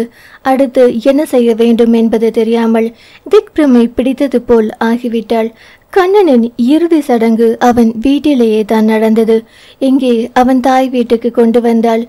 இறுதி சடங்கிற்கு ஆகும் செலவை தான் ஏற்க வேண்டியதாய் ஆகிவிடுமோ என அவனின் அண்ணன் விக்னேஷ் கணக்கு போட்டு அங்கேயே செய்து விடலாம் என அனைவரையும் சமாதானப்படுத்திவிட்டார். 5 வயது குழந்தையான ராஷிகாவை இறுக பற்றி கொண்டு கண்ணில் நீர் கூட வற்றி போன நிலையில் கண்ணனின் உடலின் பக்கத்தில் அமர்ந்திருந்தவளின் தோற்றம் கல் நெஞ்சையும் கரைய வைக்கும் போல் இருந்தது. கண்ணனின் தாயார்தான் அவளை வசைப்பாடியபடியே மேலும் மேலும் வேதனைப்படுத்தினார். நான் அப்பவே சொன்னேன், இந்த மூதேவி வேண்டாம் வேண்டாம்னு. சரியான அதிர்ஷ்டம் கெட்டவ, ராசி இல்லாதவன்னு என் பேச்சை கேட்டிருந்தா இப்படி அல்பாயசில் போய் சேர்ந்திருப்பானா? சாகிற வயசு அவனுக்கு. போக வேண்டிய வயசில் நானெல்லாம் இன்னும் குத்துக்கல்லு மாதிரி இருக்கேன். வாழ வேண்டிய வயதில் போய் சேர்ந்துட்டானே, எல்லாம் இவளால வந்தது என துக்க வீட்டுக்கு வந்திருப்போர் அனைவர் முன்னிலையிலும் அவளை கேவலமாக பேசி அடித்து தலைமுடியை இழுத்து என ஒரு தாண்டவமே ஆடிவிட்டார் மல்லிகா. அவருக்கு உதிரத்தில் உதித்த உறவு மகன் என்றால் உடலும் உயிருமாய் கலந்துவிட்டு அவன் அவளுக்கு கணவன் அல்லவா? அவரை விட அதிக வேதனை அவளுக்கும் தானே என்பதை அவ்விடத்தில் வசதியாக மறந்து போனார். அவனின் ஆயுட்காலம் முடிந்து போனதற்கு அவள் என்ன பண்ணுவாள் என யாருமே யோசிக்கவில்லை. அத்தியாயம் 5. அனைத்து வேதனையும் துக்கத்தையும் கண்ணீரோடு விழுங்கிக் கொண்டே அமர்ந்திருந்தாள் ராதா. அவர்கள் கூறுவது உண்மைதான் போலும். தான் ஒரு அதிர்ஷ்டமில்லாதவள், அதுதான் உங்களை என்னிடமிருந்து பிரித்து விட்டது போலும். ஏன் என்னை திருமணம் செஞ்சீங்க? செய்யாமலே இருந்திருக்கலாம், நீங்களாவது நல்லா இருந்திருப்பீங்க என்று அவளின் மனக்குமுறலை கேட்க அங்கு யாருமே இல்லை. அவளை வைத்து ஒவ்வொரு சடங்காக செய்ய அவளின் வேதனை மறுத்து போன நிலைக்கு போய்விட்டது. விஷம் குடித்தவருக்கு மருந்தாக பூச்சிக்கொல்லியை கொடுப்பது போல தான் நடைபெற்றது ஒவ்வொரு சடங்கும். அவளின் வளையலின் ஓசையை கேட்காமல் ஒரு நாளும் அவன் தூங்கியதில்லை. கொஞ்சமாய் வளையல் போட்டிருந்தாலும் ராதா ஏன் இவ்வளவு கொஞ்சமா வளையல் போட்டிருக்க என அவனே வளையல்களை மாட்டிவிட்டு அதன் ஓசையை கையசைத்து கேட்கும் மணவாளன் இல்லாமல் போனதால் அவளின் கை வளையல்கள் சில்லு சில்லாய் உடைக்கப்பட்டன. தினமும் நெற்றி வகிட்டில் அவன் வைக்கும் குங்குமத்திற்காக காத்து நிற்கும் அவளின் பிறை நுதல் கூட கண்ணீர் சிந்தியது. அவன் இட்ட திலகத்தை அழித்தவுடன் பூ வைக்காமல் அவள் ஒரு நாளும் இருந்ததில்லை. தினமும் மாலை கணவன் வந்துவிட்டான் என்பதை அவன் வரவிற்கு முன்னரே தெரியப்படுத்திவிடும் அவன் வாங்கி கொண்டு வந்த மலர்களின் வாசம். அந்த வாசத்தை இனி வாழ்நாளில் நுகரவே கூடாது என அவள் சூடியிருந்த மலரை கசக்கி எரிந்து விட்டனர். திருமணத்திலே தனக்கு பிடித்த சடங்கு என்று அவன் அடிக்கடி சொல்வது மனைவியின் பாதத்தை உள்ளங்கையில் வைத்து தாங்கி மெட்டி போடுவதுதான். ஊரறிய மனைவியின் பாதத்தை தொடும் பாக்கியம் அப்பொழுதுதான் கிடைக்கும் என எப்பொழுதும் சிலாகித்து பேசும் கணவனின் கரம் தொட்ட மெட்டிகள் உருவப்பட்டன. கடைசி சடங்காக அவள் தாலி கொடியில் கை வைக்கும் பொழுது தன் இதயத்தை யாரோ கையோடு பீத்து எடுத்து போகின்ற வழி. வேண்டாம் வேண்டாம் இந்த சடங்கு என அவள் அழுது கரைந்தது எல்லாம் விரலுக்கு இறைத்த நீராய் போயிற்று. அவள் சுமங்கலியாய் இருந்த அனைத்து அடையாளங்களையும் உரு தெரியாமல் அழித்து விட்டனர். கண்ணனின் இறுதி சடங்கு முடிந்தது. ஆண் வாரிசு யாரும் இல்லாததால் கண்ணனின் தந்தையே இறுதி சடங்கு செய்தார். துக்க வீட்டுக்கு வந்த சொந்த பந்தங்கள் அனைவருமே கொஞ்சம் கொஞ்சமாக கலைந்து செல்ல எஞ்சி இருந்தது கண்ணனின் குடும்பமும் ராதாவின் குடும்பமும் மட்டும்தான். இன்னமும் என்ன நடக்கிறது என விவரம் தெரியாமல் இருக்கும் மகளை மடியில் சாய்த்து கொண்டு புகைப்பட சட்டத்தில் சிரித்து கொண்டிருக்கும் கணவனின் புகைப்படம் கீழ் அமர்ந்து கொண்டிருந்தவளை தேற்ற அங்கு யாருக்குமே மனம் வரவில்லை. லீலாவிற்கோ எங்கே தங்கள் வீட்டிற்கு அனுப்பி விடுவார்களோ என்ற பயம். இப்பொழுது ராதா மட்டுமில்லை, உடன் அவளின் மகள் வேறு இருக்கிறாள். 2 பேருக்கும் சேர்த்து செய்யும் செலவு தங்கள் தலையில் தான் வெடியும். பெண் பிள்ளையை வேறு பெற்றிருக்கிறாள். இதில் நாளை பின்னே பூ பெய்தல், கல்யாணம், காட்சி என அனைத்து செலவும் தாங்கள் தான் பார்த்தாக வேண்டும். தானே ஒரு பெண் பிள்ளையை வைத்திருக்கிறேன், அதனால் அவளை அவர்கள் வீட்டிற்கே அனுப்புவதுதான் சரி என வேகமாக கணக்கு போட்டவள் எப்படி பேச வேண்டும் என்பதையும் குறித்து கொண்டாள். கண்ணனின் அண்ணனுக்கோ அவனின் வீடு கண்ணை பறித்தது. எப்படியும் இந்த வீட்டை தான் எழுதி வாங்கிவிட வேண்டும் என கணக்கு போட்டவர் துணைக்கு தன் தாயின் உதவியை நாடினார். தன் தாயின் காதை கடிக்க அவரோ பேச்சுவார்த்தையை ஆரம்பித்தார். ராதாவின் பெற்றோரிடம், இதோ பாருங்க, என் பிள்ளையே போயிட்டான், அப்புறம் உங்க பொண்ணு எதுக்குங்க, உங்க வீட்டுக்கு கூட்டிட்டு போயிடுங்க என அவர்களின் தலையில் இடியை இறக்க அதிர்ந்து போய்விட்டனர் ராதாவின் பெற்றோர். மருமகளின் குணநலன் அவர்களுக்கு நன்கு தெரியும். தாங்களே அங்கு மருமகளிடம் ஏச்சையும் பேச்சையும் வாங்கி கொண்டிருக்கிறோம், இதில் மகளை வேறு எங்கே அங்கு கூட்டிக் கொண்டு போவது என அவளின் பெற்றோர் வேதனைப்பட அவர்களுக்கு பதிலாக லீலா பேச ஆரம்பித்தாள். அது எப்படி நீங்க சொல்றது சரியா வரும்? உங்க மகன் போய் சேர்ந்துட்டா அவள் உங்க மருமகள் என்பது இல்லாமல் போய்விடுமா? இல்லை, அந்த குழந்தைதான் உங்க வீட்டு வாரிசு இல்லை என்றாகிவிடுமா? நாங்க இருக்கிறதே ஒண்டி கொடுத்தனும், இருக்கிற இடத்தில் நாங்க புழங்கவே இடம் பத்தல, இதில் இவங்க 2 பேரையும் கூட்டிட்டு போய் நடு ரோட்டில் தான் படுக்க வைக்கணும் என சலித்து கொண்டே கூற அவனின் அண்ணனோ, நீங்க எங்க வேணும்னாலும் கூட்டிட்டு போய் வச்சுக்கோங்க, அது உங்க பாடு, என் தம்பி வாழ்ந்த வீடு எங்களுக்கு தான், முதலில் உங்க வீட்டு பொண்ணை கூட்டிட்டு போய் இடத்த காலி பண்ணுங்க என அவரும் பதிலுக்கு பதில் பேசினார். லீலாவோ, கல்யாணம் பண்ணி கொடுத்த பின் அது என்ன எங்க வீட்டு பொண்ணு, கல்யாணத்துக்கு பின் அவ உங்க வீட்டு பொண்ணு தான், எங்களுக்கும் அவளுக்கும் ஒரு சம்பந்தமும் இல்லை, எங்களால் கூட்டிட்டு போக முடியாது, ஊரில் இருக்கிறவங்க கிட்ட கேட்டு பாருங்க, இனி அவள் உங்க பொறுப்பு தான் சொல்லுவாங்க, நாங்க இதில் தலையிட மாட்டோம், நீங்களாச்சு அவளாச்சு நாங்க கிளம்புறோம் என கூறி லீலா தன் வீட்டினர் அனைவரையும் அழைத்து கொண்டு அங்கிருந்து செல்ல முற்பட்டார். அவர் பேசுவதை பார்த்து கடுப்பான கண்ணனின் தாயார் மல்லிகா, சரியான ராசி இல்லாதவளை எங்க தலையில கட்டி என் பிள்ளைய சாகடிச்சிட்டீங்க, இப்போ எங்க மொத்த குடும்பத்தையும் அழிக்கிறதுக்கு தான் உங்க வீட்டு பொண்ணை விட்டுட்டு போறேன்னு சொல்றீங்களா? அதுக்கு நாங்க ஒத்துக்க மாட்டோம், கூட்டிட்டு போங்க உங்க பொண்ண என அவர் வாக்குவாதம் செய்ய துக்க வீடு கலவர வீடாக மாறியது. ஒன்றுபட்டு ஒன்று பேசி இரு வீட்டாரும் வாக்குவாதத்தில் ஈடுபட்டனர். கணவனை எண்ணி துக்கத்தில் கிடந்த ராதாவிற்கு இவர்களின் சண்டை நடைமுறைக்கு கொண்டு வந்தது. மகளோடு அவர்களின் சம்பாஷணைகளை கேட்க கேட்க அவள் உடலெல்லாம் பற்றி எறிந்தது. நேற்று வரை நம்மில் ஒருவராய் கலந்திருந்த ஒருவன் இன்று உயிருடன் இல்லையே என்ற வேதனை கொஞ்சம் கூட இல்லாமல் என்னவெல்லாம் பேசிக்கொண்டு இருக்கின்றனர். என்ன சொல்லி இந்த நிலைமையை மாற்றுவது என்பது அவளுக்கு சுத்தமாக புரியவில்லை. ஒன்று மட்டும் தெளிவாக புரிந்தது அவர்களுக்கு, இரு வீட்டாருக்குமே தானும் தன் மகளும் வேண்டாத பொருள் போல் ஆகிவிட்டோம் போலும். அதான் அனைவருமே தங்களை தூக்கி எறிய முடிவு செய்து விட்டனர். இதனை சித்திரவதைக்கு நடுவில் வாழத்தான் வேண்டுமா? அதற்கு சத்தே போய்விடலாம் என அவள் வாழ்வையே வெறுத்த நிலையில் நின்று கொண்டிருக்க, ராதா என அவள் மன்னவனின் குரல் அசரீரி போல் எங்கோ கேட்டது. முதலில் சரியாக காதல் விழாத அவனின் குரல் மீண்டும் ஒரு முறை அழுந்த கேட்டது. என் மன்னவன் வந்துவிட்டான், எனக்கு உறுதுணையாக நிற்க ஓடி வந்து விட்டான், அவன் நிச்சயம் என்னை விட்டு போக மாட்டான் என அவள் பூரிப்புடன் சுற்றி தேட காற்றில் கண்ணனின் உருவம் அவள் கண்களுக்கு மட்டும் தெரிந்தது. உயிரும் உணர்வுமாய் கலந்த உறவின் உடல் மட்டுமே சிதைந்து போகும். அவர்களின் உணர்வு நம்மை சுற்றிதானே இருக்கும். அதே போல்தான் கண்ணனின் உணர்வு அவளை இந்த இக்கட்டான சூழ்நிலையில் இருந்து காக்க வந்துவிட்டது. அந்த உணர்வு உருவம் அவளிடம், ராதா இப்பொழுது நீ பேசித்தான் ஆகணும், இப்பொழுதும் நீ உனக்காக பேசவில்லை என்றால் இவர்கள் உன்னை நிச்சயம் வாழவிட மாட்டார்கள்.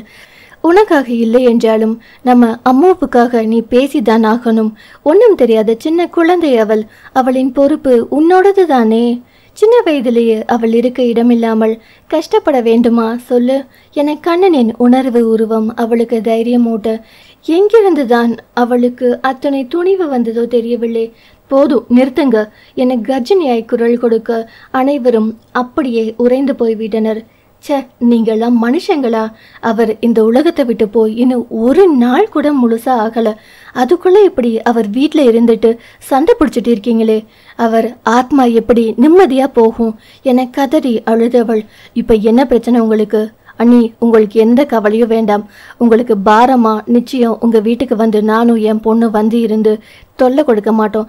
தயவு செஞ்சு இங்கிருந்து கிளம்புங்க என இருகரம் கூப்பி அவர்களை நோக்கி சொல்ல அவர் எதிர்பார்த்ததும் அதைதானே. அப்பாடா என நிம்மதி மூச்சை சுரிந்தவர் தன் குடும்பத்தாரிடம், அதான் உங்க பொண்ணே சொல்லிட்டால, இன்னும் இங்க இருந்து அசிங்கப்படணுமா?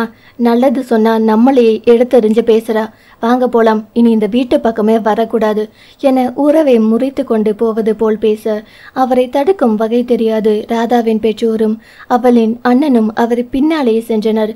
யாருறவும் தேவையில்லை என எப்பொழுதோ முடிவு செய்து விட்டாள். இனி பிறந்த வீடு என்ற ஒன்று இல்லவே இல்லை, யாரும் எனக்கு சொந்தமும் இல்லை என தீர்மானமாக முடிவு செய்து விட்டாள். போகும் அவர்களையே ஒருவித அழுத்தத்துடன் பார்த்து கொண்டிருந்தவளை நினைவை களைத்தது கண்ணன் தாயாரின் குரல். இந்தாம்மா, அழகா நடிக்கிற, கோபப்பட்டு பேசுற போல பேசி உன் குடும்பத்துக்கு செலவில்லாமல் செய்துட்டல, நல்லாவே நடிக்கிற. இந்த நடிப்பெல்லாம் நம்பி ஏமாறதுக்கு நான் ஒன்றும் கண்ணன் இல்லை, அவனுக்கே அம்மா. நீ உங்க அம்மா வீட்டுக்கு போலனா வேற எங்கேயாவது போ, முதல்ல இந்த வீட்டை விட்டு போ. என் புள்ள வாழ்ந்த வீடு, நாங்க இதை கோவில் மாதிரி பார்த்துக்க விரும்புகிறோம். உன்னை போல் தரித்திரம் இந்த வீட்டில் வாழ விட மாட்டேன் என அவர் விஷம் தோய்ந்த வார்த்தைகளை அவள் மேல் கொட்டினார். அந்த விஷம் சரியாக அவளை குறிப்பார்த்தது என்னமோ நிஜம்தான்.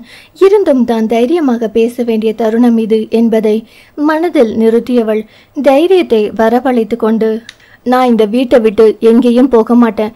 என் கணவரோட கடைசி ஆசை நான் இந்த வீட்டில் இருந்துதான் அம்முவை வளர்க்க வேண்டும் என்பது. அதற்கு யார் தடை நின்றாலும் நான் பொல்லாதவள் ஆகிவிடுவேன் என கர்ஜித்தவளை அனைவரும் ஆவென பார்த்து கொண்டிருந்தனர். இவள் தொடர்ந்து இவ்வளவு வார்த்தைகள் பேசுவாளா என்பது இப்பொழுதுதான் அவர்களுக்கு தெரியும். நீங்க எவ்வளவு முயற்சி செய்தாலும் இந்த வீட்டை விட்டு நாங்க போக மாட்டோம். மீறி ரொம்ப தொல்லை கொடுத்தீங்கன்னா எங்க சாவிற்கு நீங்க தான் காரணம்னு எழுதி வச்சுட்டு நானும் அம்முவும் செத்து போயிடுவோம். அப்புறம் எல்லாரும் ஜெயிலில் கம்பி தான் எண்ணணும். இந்த வீடு அவர் பேரில் இல்லை, அது என் பேரில் இருக்கு. எனக்கு பின்னாடி அது அம்மு பேருக்கு போயிடும். நான் கடைசி வர இந்த வீட்டில் தான் வாழணும். இதற்கு யாராவது இடையூறு பண்ணா அவங்க மேல சட்டப்படி நடவடிக்கை எடுக்க வேண்டும் என அவர் உயில் எழுதி வச்சிருக்கார். தயவு செஞ்சு இங்கிருந்து போயிடுங்க. பட்னி கிடந்து செத்தாலோ உங்ககிட்ட வந்து ஒரு வாய் தண்ணி கொடுங்கன்னு கூட வந்து நிற்க மாட்டேன். இந்த வீட்டையும் யாருக்கும் விட்டு கொடுக்க மாட்டேன். இது அவர் வாழ்ந்த கோவில்.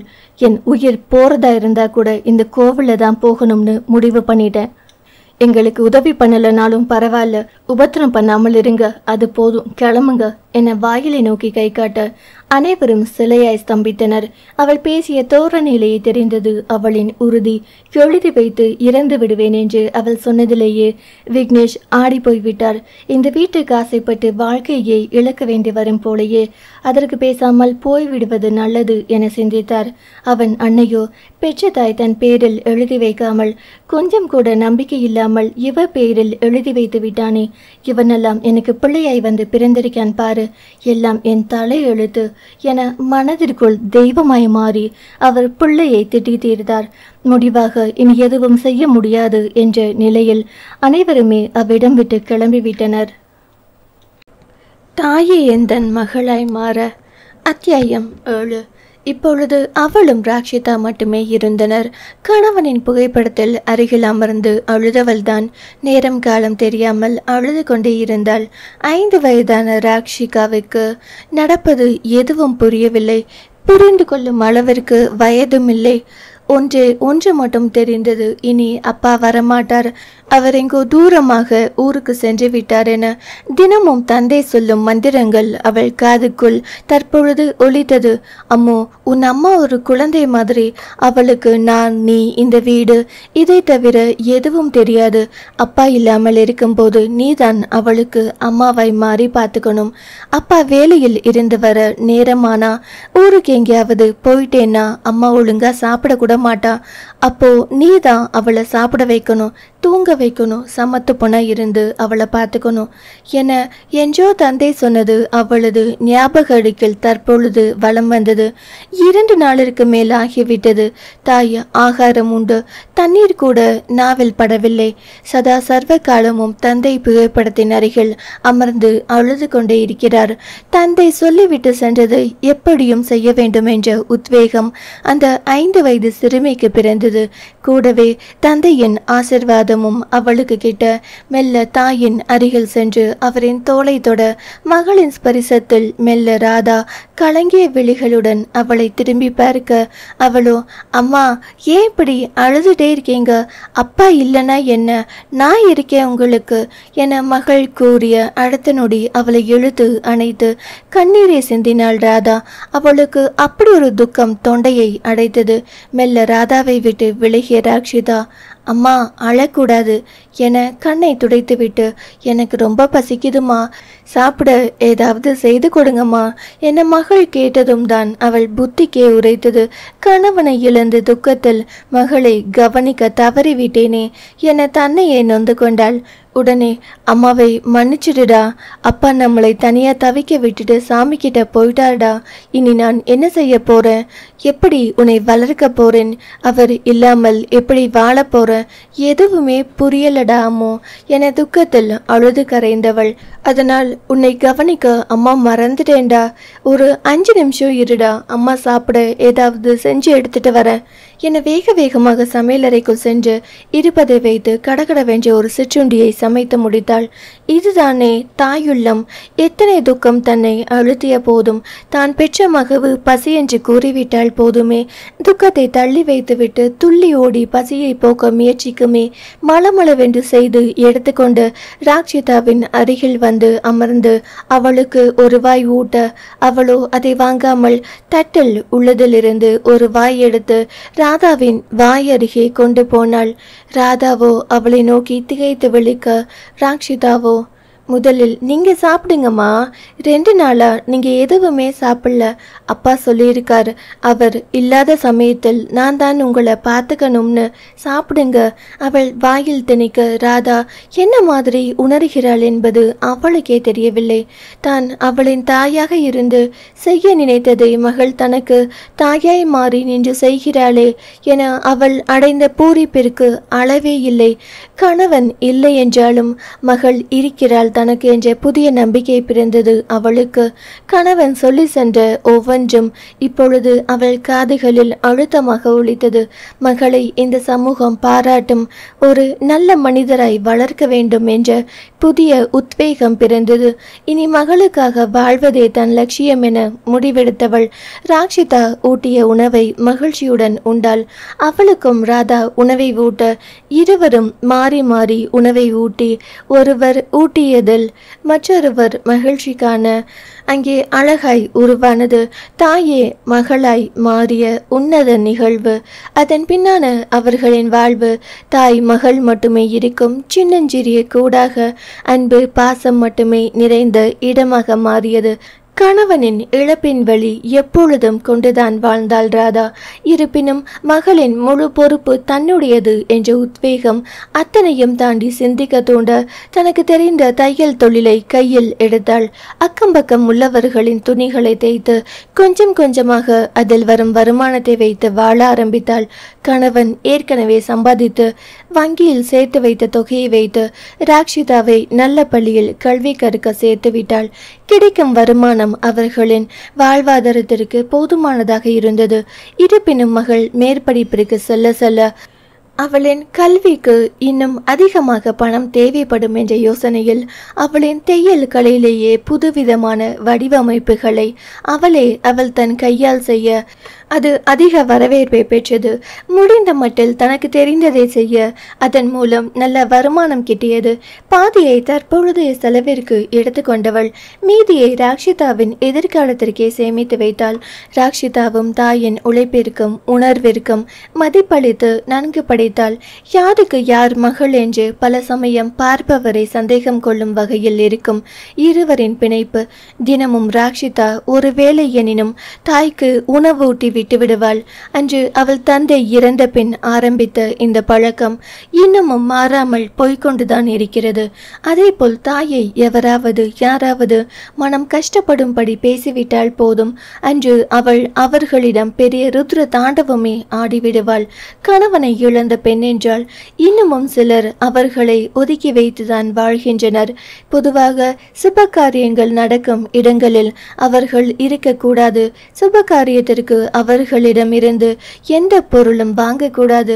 அது கெட்ட சகுனம், நல்லது நடக்காது என்ற எண்ணம் இன்னமும் பலர் மனதில் இருந்து கொண்டுதான் இருக்கின்றது. ராதா மட்டும் என்ன விதிவிலக்கா? அவளுக்கும் இதுபோல் சம்பவங்கள் நடக்கத்தான் செய்கிறது.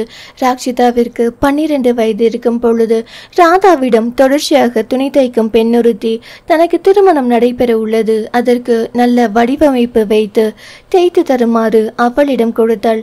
அவளும் தனக்கு தெரிந்த வடிவமைப்பில் சிறந்த முறையில் தைத்து கொடுக்கும் நேரம் அப்பெண்ணின் தாயார் அங்கு பிரவேசித்து அந்த பெண்ணை நோக்கி, ஏண்டி உனக்கு கொஞ்சமாவது அறிவிருக்கா? அவளே விதவ, அல்ப ஆயுசில் புருஷனை பறிகொடுத்தவ, அவகிட்ட போய் கல்யாணத்திற்கு துணி தைக்க வந்திருக்க. அந்த தரித்திரம் உனக்கு மொட்டி கொண்டு கஷ்டப்பட போறியா என வார்த்தைகளை விஷமாய் கக்க ராதா மிகுந்த மன உளைச்சலுக்கு ஆளாகிவிட்டாள். காலத்திற்கும் அழியாத பட்டம் இது. வெந்த புண்ணில் மேலும் மேலும் வேலை பாய்ச்சி கொண்டிருக்கின்றனரே என அவளுக்கு மிகவும் வேதனையாக இருந்தது. பழக்கப்பட்ட ஒன்றுதானே என கொஞ்சம் கொஞ்சமாய் அவள் மனதை தேய்ச்சி கொண்டிருந்த சமயம் ராக்ஷிதா அந்த பெண்ணிடமிருந்து துணிகளை வாங்கி அதை துண்டு துண்டாக கிழித்து எரிந்து விட்டாள். சடுதி நேரத்தில் நடைபெற்ற இந்த நிகழ்வில் அதிர்ந்து போய்விட்டனர் ராதாவும் அந்த இரு பெண்களும். முதலில் சுய நினைவுக்கு வந்த ராதா, அம்மோ என்ன இது, ஏன் இப்படி பண்ண என கோபமாய் கேட்க அவளோ, அம்மா அவங்க தானே சொன்னாங்க நீ தைச்சது நல்ல காரியத்திற்கு போடக்கூடாதுன்னு. அப்புறம் அவங்களுக்கு எதுக்கு நீங்க தைத்த துணி, அதான் கிழிச்சு போட்டுட்டேன். நியாயமா பார்த்தா உன்னை தப்பா பேசின அந்த வாயை தான் கிழிச்சிருக்கணும், போனா போதுன்னு துணியை மட்டும் கிழிச்சிருக்கேன் என நிறுத்தி நிதானமாக அவர்களை நோக்கி பேசிய வார்த்தைகளில் அனல் தெரித்தது. ராதா மகிழ்ச்சியும் கண்ணீருமாய் அப்படியே உறைந்து போய்விட்டாள். ஒவ்வொரு தருணத்திலும் மகள் தன்னை காத்து வருகின்றாளே என்ற பூரிப்பு அவளிடம் நிறைந்து வழிந்தது. அந்த இரு பெண்களும் இவளின் இந்த ரௌத்திரத்தில் அங்கிருந்து ஓட்டமும் நடையுமாக சென்றுவிட்டனர். இதேபோல் பல்வேறு சமயங்களில் மகளே தாயாய் மாறி தன் தாயை காத்ததுண்டு. அத்தியாயம் 8. ராக்ஷிதாவின் 13வது வயதில் அவள் பூப்படைய இருக்கும் சொந்த பந்தங்களுக்கு சொல்ல வேண்டிய கட்டாயம் ஏற்பட்டது. எனவே தன் பிறந்த வீடு, கண்ணனின் பிறந்த வீட்டினர் அனைவருக்கும் இந்த செய்தியை தெரியப்படுத்தினாள் ராதா. இடைப்பட்ட காலத்தில் ராதாவின் பெற்றோரான கணேசன், மல்லிகா, கண்ணனின் தந்தையான வாசுதேவன் வயது முதிர்ச்சி காரணமாக ஒருவர் பின் ஒருவராக இறைவனடி சேர்ந்திருந்தனர். அவர்களின் இறுதி சடங்கிற்கு கூட ராதா யாரோ ஒருவர் போல் சென்றுவிட்டு முடிந்ததும் உடனே தன் வீடு வந்து சேர்ந்து விட்டாள். சொன்ன சொல் போல் ஒரு வாய் தண்ணீர் கூட அவள் யார் வீட்டிலும் குடிக்கவில்லை. பல வருடங்கள் கழித்து மீண்டும் அனைவரின் வீட்டுக்கும் சென்று மகள் பூப்படைந்த விஷயத்தை கூறிவிட்டு உடனே வந்துவிட்டாள். அவளின் அழைப்பை ஏற்று ராதாவின் அண்ணன் சங்கர் தன் குடும்பத்துடன் வந்திருந்தார். அதேபோல் கண்ணனின் தாய் மல்லிகாவும் அவனின் அண்ணன் விக்னேஷ் குடும்பமும் வருகை புரிந்தனர். அக்கம்பக்கம் உள்ளவர்கள் ஒரு சில பேர் மட்டும் வந்திருக்க ராக்ஷிதாவின் சடங்கு ஆரம்பமானது. ராதா ஒரு ஓரமாக நின்று மகளின் சடங்கை கண்குளிர பார்த்து கொண்டிருந்தாள். பெரியவர்கள் அனைவரும் நலங்கு வைத்து முடிக்க ராக்ஷிதா தன் அன்னையை நோக்கி, நீங்களும் வந்து வைங்கம்மா என கூற கண்ணனின் தாயாரோ, இதுதான் தருணம், பட்ட அவமானத்திற்கு பதிலடி கொடுக்கும் நேரம் என கணக்கிட்டு ராக்ஷிதாவை நோக்கி, அடியே கூறு கேட்டவளே, அவ எப்படிடி உனக்கு நலங்கு வைப்பா? அவளே ஒரு முண்டச்சி, நீ இப்போதான் பூத்து இருக்கிற பூ, அவ உனக்கு வச்சா கருகி போயிட மாட்ட. சொல்றது கேட்டுட்டு அமைதியா உட்கார், யார் வைக்கணும்னு எங்களுக்கு தெரியும் என அவர் வார்த்தைகளால் வஞ்சம் தீர்த்து கொள்ள அவ்வளவுதான் ராக்ஷிதாவிற்கு கோபம் பொத்து கொண்டு வந்துவிட்டது. அவர் பேசிய வார்த்தைகளால் கலங்கிய விழிகளோடு நின்றிருக்கும் ராதாவை நோக்கி சென்றவள், ஏமா இந்த உலகத்திலேயே நான் எப்பவும் நல்லா இருக்கணும்னு நினைக்கிற ஒரே ஜீவன் நீங்க தான். நீங்க வைக்காம கண்டவங்க எல்லாம் வைக்கிறாங்க, வாங்கம்மா வந்து நலங்கு வைங்க, இல்ல எனக்கு இந்த சடங்கே வேண்டாம் என தனது ஆதங்கத்தை தாயிடம் கொட்ட ராதாவிற்கு என்ன செய்வது என்றே தெரியவில்லை. 1000 சமாதானம் சொன்னாலும் அவள் வாழ்க்கையை இழந்தவள். மகள் தற்பொழுதுதான் பூத்திருக்கும் இளம் குருத்து. தான் சடங்கு செய்ய போய் அவளுக்கு ஏதாவது நடந்துவிடுமோ என்ற அச்சம் அவளுக்கு இருக்கத்தான் செய்தது. கண்ணனின் தாயாருக்கு ராக்ஷிதாவின் பேச்சு சுத்தமாக பிடிக்கவில்லை. தான் ஒன்று சொல்ல இவள் மறுத்து வேறு பேசுகிறாளா என்று ஆத்திரமாக வந்தது. இருந்தும் சுற்றியிருந்த அக்கம் பக்கத்தினர் அனைவரும் ராக்ஷிதாவை சிலாகித்து பேசினர். பெற்றால் இவளை போல்தான் மகளை பெற வேண்டும். தாயிற்கு ஒன்று என்றால் எப்படி கொந்தளித்து விடுகிறாள். சின்ன பெண்ணாக இருந்தாலும் எந்த இடத்திலும் தாயை விட்டு கொடுக்காமல் அனைவரையும் எதிர்த்து பேசும் துணிவு ரொம்பவே பாராட்டத்தக்கது என ஒவ்வொருவராக அவளை பெருமையாக பேச ராதாவிற்கு மனம் குளிர்ந்து போனது. அனைவரும் ராதா அதான் குழந்தை இவ்வளவு ஆசைப்படுறாள, நலங்குவே, பெத்தவளை விட நல்லா இருக்கணும்னு வாழ்த்த யார் இருக்கா என கூட்டத்தில் ஒரு பெண்மணி சொல்ல ராதாவும் மகிழ்வுடனே மகளுக்கு நலங்கு வைத்து ஆசிர்வாதம் செய்தாள். ராக்ஷிதாவை கட்டியணைத்து ஆனந்த கண்ணீர் உதிர்த்த ராதாவிற்கு கணவனை நினைத்து அத்துணை மகிழ்ச்சியாக இருந்தது. எத்தனை பெரிய சொந்தத்தை தனக்காக விட்டு சென்றிருக்கிறார் என அவள் மனம் அடைந்த பூரிப்பிற்கு அளவே இல்லை. இதையெல்லாம் பார்த்த கண்ணனின் சொந்தத்திற்கும் ராதாவின் சொந்தத்திற்கும் எரிச்சலாக இருந்தது. இருந்தும் வந்தவருக்கு சாப்பிட்டு விட்டு கிளம்பி விட்டனர். ஆனால் கண்ணனின் தாயாருக்கு மட்டும் இந்த ஆத்திரம் மட்டுப்படவே இல்லை. துணைக்கு யாரும் இல்லை, நான் ஒரு நாள் இருந்துவிட்டு மறுநாள் வருகிறேன் என்று சொல்ல அனைவரும் சரி என்று கூறிவிட்டனர். ராதாவும் அரை மனதாக சரி என்று கூறிவிட்டார். ராக்ஷிதா உறங்க சென்ற பின் அவர் ராதாவை அழைத்து பேசினார். ஏமா ராதா, சாப்பாட்டுக்கு எல்லாம் என்ன பண்ற? இந்த கிழிந்த துணியை தைச்சி கொடுக்கறதால என்ன பெரிய வருமானம் வந்துட போகுது என கேள்வி கேட்க அவளோ, நாங்க 2 பேர் தானே அத்தை, இந்த வருமானம் எங்களுக்கு போதுமானதாக இருக்கு. மாசம் வர வருமானத்தில் அவளுக்குன்னு கொஞ்சம் எடுத்து வச்சுட்டு தான் இருக்கேன். கொஞ்சமா நகையும் சேர்த்து வச்சுட்டு இருக்கேன். பொம்பளை பிள்ளை வேற, இப்போ இருந்தே சேர்த்து வச்சாதானே நாளை பின்ன அவளுக்கு கல்யாணம் காட்சி பண்ணும்போது உதவியா இருக்கும், அதுக்கு தான் என வெள்ளந்தியாய் பதில் கூறினாள். அவரோ, அப்படியா, நான் கூட வேற வழியில் வருமானம் வருதோன்னு நினைச்சேன். சின்ன பொண்ணு கொஞ்சம் அழகா வேற இருக்க, அதான் என அவளை கேவலப்படுத்தி பேச முனைய அவர் சொல்லின் அர்த்தம் புரிந்தவள். அத்தை என அவர் கூறிய வார்த்தையின் வழியை தாங்க முடியாமல் கத்திவிட்டாள். அதுக்கில்லாமா, நாட்டில் நடக்கிறது தானே சொல்றேன். எனக்கு உன்னை பத்தி தெரியும், பார்க்குறவங்க தப்பா பேசிடக்கூடாதுல, அதான் என சமாளித்து பேசியவர் அவர் காதில் தொங்கிய ஜிமிக்கி கம்மலையும் காலில் அணிந்திருந்த கொலுசையும் பார்த்தவர். புருஷனே இல்ல, பொண்ணு வேறே பெரிய மனுஷி ஆயிட்டா, இன்னமும் சின்ன பொண்ணு மாதிரி காதல் ஜிமிக்கி காலில் கொலுசை போட்டுட்டு இருந்தா பார்க்குறவங்க தப்பாதான் பேசுவாங்க. போய் முதலில் எல்லாத்தையும் கழட்டிட்டு கொஞ்சமாவது விதவை கோலத்தில் இருக்க பாரு, அப்போதான் பார்க்குற ஆம்பளைங்க கூட தள்ளி நின்று பேசுவாங்க. இது கூட தெரியாம பொண்ணை நல்லா இந்த வயசுலேயே வாயடிக்க வளர்த்து வச்சிருக்க, என்னத்த சொல்ல என அவளை நன்கு காயப்படுத்தி விட்ட திருப்தியுடன் உறங்க சென்றார். அவளுக்கு தான் அந்த இரவு தூங்காத இரவாய் போய்விட்டது. எவ்வளவு பெரிய வார்த்தை சொல்லிவிட்டார். அவருக்கு போய் நான் துரோகம் நினைப்பேனா? என்னவெல்லாம் கூறிவிட்டார். எத்தனை தான் காலம் மாறினாலும் இவர்களின் மனம் மட்டும் மாறவே மாறாது என வேதனைப்பட்டவள் மெதுவாக தன் காதல் அணிந்திருந்த ஜிமிக்கியை கழற்றி கையில் வைத்து கொண்டு பார்க்க அதை அணிந்து கொண்ட தருணம் அவள் முன் நிழலாடியது. முதலில் திருமணம் முடிந்தவுடன் கண்ணன் வாங்கி கொடுத்த காதல் பரிசு. அதை ஆசையாக வாங்கி வந்து கொடுத்ததை அவள் அணிந்து கொண்டு அவனிடம் காட்ட அதை சுண்டிவிட்டு அது ஆடும் அழகை, அந்த இரவு முழுவதும் ரசித்து கொண்டே இருந்த கதையை அந்த கம்மல் கூட சொல்லும். அவன் சுண்டும் போது எழும் சத்தமும் அதனால் ஜிமிக்கி ஆடும் நடனமும் சொல்லும் அவர்களின் காதலின் அழகை. அதை நினைத்து பார்த்தவளின் கண்கள் கரகரவென கண்ணீரை பொழிந்தது. அடுத்து காலில் இருந்து அவள் கொலுசை கழற்றினாள். அதுவும் அவன் பரிசளித்ததுதான். அதிக சத்தமில்லாத மெல்லிய குழலோசை போலிருக்கும் அந்த கொலுசின் ஓசைக்கு அவன் அடிமை. கணவனின் அடையாளங்களை தான் தனக்கு சொந்தமில்லை என்று எடுத்துக்கொண்டார்கள். அவன் நினைவாக இருந்ததையும் தன்னிடம் இருந்து பிரித்து விட்டார்களே என்று எண்ணி அழுதவளின் கண்ணீர் விடிந்த பின்னரும் நீடித்தது. காலையில் எழுந்த ராக்ஷிதா ராக்ஷிதாவிற்கு தாயின் முகத்தில் தெரிந்த சோகம் அவளை யோசிக்க வைத்தது. நிச்சயம் தாயை கஷ்டப்படுத்தி இருக்கிறார்கள் என்பது தெளிவாக புரிந்தது.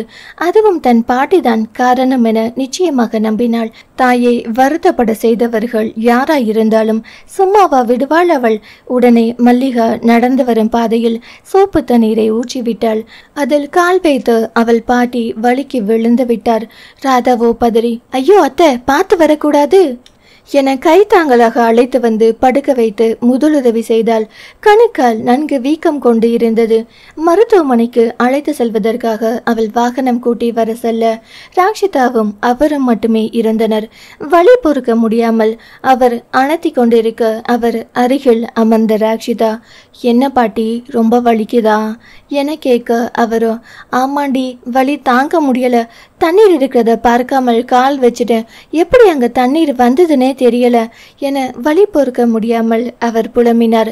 அங்க தண்ணீர் ஊத்துனது நான் தான், அதுவும் சாதா தண்ணீர் இல்ல, சோப்பு தண்ணீர் என பொறுமையாக கூற அதிர்ந்து விட்டார் மல்லிகா. நீயா, ஏன் இப்படி பண்ண? அடி பாவி, என் காலை உடைச்சிட்டியே என அவர் திட்ட ஆரம்பிக்க அவளோ, என் அம்மாவை அழ வச்சா பார்த்துட்டு சும்மா இருப்பேன்னு நினச்சிங்களா? அதுக்கு தான் இப்படி பண்ணேன். சும்மா சும்மா என் அம்மாவை ஏதாவது சொல்லிட்டு அழ வச்சுட்டு இருந்தீங்க, அப்புறம் என்ன பண்ணுவேன்னு எனக்கே தெரியாது. பார்த்து இருந்துக்கங்க, அப்புறம் அடிக்கடி சோப்பு தண்ணீருக்கு வேலை வைக்க வேண்டியிருக்கும் என அவரை எச்சரிக்க அவரோ பயந்து போய்விட்டார். வயசான காலத்தில் இப்படி காலை உடைத்து கொண்டால் யாரும் தன்னை கவனிக்க மாட்டார்கள் என்பது அவருக்கு நன்கு தெரியும். மேலும் இந்த வலியை அவரால் தாங்கிக் கொள்ளவே முடியவில்லை. இங்கே இருந்தால் நம் வாய் சும்மா இருக்காது. ராதாவை ஏதாவது சொல்ல தோன்றும். அப்படி வாய் தவறி ஏதாவது சொல்லிவிட்டால் மீண்டும் கால் உடைவது உறுதி. அதற்கு முதலில் இங்கிருந்து கிளம்புவதுதான் சரி என முடிவெடுத்தார். ராதா அழைத்து வந்த வாகனத்தில் ஏறிக்கொண்டு தான் தன் மகன் வீட்டுக்கே செல்ல வேண்டும் என அடம் பிடித்தார். ராதாவிற்கோ ஒன்றுமே புரியவில்லை. மருத்துவமனை சென்றுவிட்டு செல்லலாம் என்று கூட கூறிவிட்டாள். ஆனால் அவரோ தான் வீட்டுக்கு செல்ல வேண்டும் என மீண்டும் மீண்டும் கூறி அவள் பதிலையும் எதிர்பாராமல் சென்றுவிட்டார். அதன் பின் அவர் இங்கு வருவதே இல்லை. வயது முதிர்ச்சி காரணமாக அவரும் காலப்போக்கில் இறைவனடி சேர்ந்து விட்டார். ராக்ஷிதா எவ்வளவு வற்புறுத்தியும் ராதா அந்த ஜிம்மிக்கையையும் கொலுசையும் அணியவே மாட்டேன் என்று திட்டவட்டமாக கூறிவிட்டாள். மாமியார் கூறுவது போல் வேறு யாராவது கூறிவிடுவார் என்ற பயம் அவளுக்குண்டு. அதனால் காதில் சிறிய முத்து போன்ற கம்மல் மட்டும் அணிந்து கொண்டாளே தவிர வேறு எதையும் அணிந்து கொள்ள அவள் விருப்பப்படவில்லை. ஒரு கட்டத்திற்கு பின் ராக்ஷிதாவும் அவளை வற்புறுத்தவில்லை. அத்தியாயம் 9. காலங்கள் அதன் போக்கில் உருண்டோட ராதா கொஞ்சம் கொஞ்சமாக தொழிலில் முன்னேறி தனக்கென்று ஒரு அடையாளத்தை ஏற்படுத்தி கொண்டாள். அதற்கு பக்கத்துணையாய் இருந்தது எனவோ ராக்ஷிதா தான். தாயின் துணையில் கல்வியில் சிறந்து விளங்கியவள். ஓய்வு நேரத்தில் தாயின் தொழிலுக்கும் உதவி புரிந்தாள். அவளும் ஆடை வடிவமைப்பில் ஆர்வம் கொண்டு கல்லூரி பிரிவில் கூட அதே துறையை தான் தேர்ந்தெடுத்தாள். தாயிற்கு சில நேரங்களில் மகளாகவும் பல நேரங்களில் தாயாகவும் மாறி நின்றாள் ராக்ஷிதா. தாய் மகள் என்ற உறவு அதையும் தாண்டி தோழிகள் உறவு போல் வளர்ந்து நின்றது. ஒன்றாக அமர்ந்து உண்பது, ஒருவருக்கொருவர் உணவு ஊட்டுவது, நிறைய பேசுவது என அவர்கள் உலகத்தின் மகிழ்ச்சி வார்த்தைகளால் வடிக்க முடியாது. பள்ளி படிப்பில் முதன்மை மதிப்பெண் பெற்றாள் ராக்ஷிதா. அனைவரும் மருத்துவம், பொறியியல் என பெரிய படிப்பை தேர்ந்தெடுக்க சொல்ல அவளோ முடியவே முடியாது. தான் தாயிற்கு துணையாக ஆடை வடிவமைப்பு துறையை தேர்ந்தெடுத்து அதில் தான் சிறந்து விளங்குவேன் என்று கூறிவிட அவளின் ஆசைக்கு என்று மறுப்பு தெரிவித்திருக்கிறாள் அந்த தாய். ராதாவும் அவள் விருப்பப்படியே ஆடை வடிவமைப்பு துறையில் சேர்த்துவிட முதல் நாள் கல்லூரி செல்ல ஆயத்தமாகி கண்ணனின் படம் முன் இருவரும் நின்று பிரார்த்தனை செய்தனர். ராதாவோ, எங்க நம்ம அம்மோ முதல் நாள் கல்லூரி போறா, அவளை ஆசிர்வாதம் பண்ணி அனுப்புங்க என அவள் வேண்டிக் கொள்ள ராக்ஷிதாவும், அப்பா நீங்க தான் என் கூடவே இருந்து எனக்கு வழிகாட்டணும் என வேண்டிக் கொண்டு, அப்புறம் அப்பா இன்னொரு விஷயம், அம்மா வர வர நான் சொல்ற பேச்சை கேட்கறதில்ல, அம்மா ரொம்பவும் கால் வலிக்குதுன்னு சொல்றாங்க, ஆனாலும் ஹாஸ்பிட்டல் கூப்பிட்டா வரமாட்டேங்கிறாங்க. என்னன்னு நீங்களே கேளுங்க. என் கூட ஹாஸ்பிட்டல் வர சொல்லுங்க. கூடவே தந்தையிடம் தாயை பற்றி புகார் கூறினாள். ராதாவோ கணவனிடம் கூறிவிட்டாளே என பதறி கணவனிடம், அப்படியெல்லாம் இல்லைங்க, துணி அதிகமாக தைக்கிறதுனால வலி எடுக்குது, தைலம் போட்டு தேய்ச்சா எல்லாம் சரியாயிடும் என கூற, கணவன் புகைப்படமோ அவளை பார்த்து முறைப்பது போல் தோன்ற, ஒரு பூ உதிர்ந்து அவள் புறம் விழுந்தது.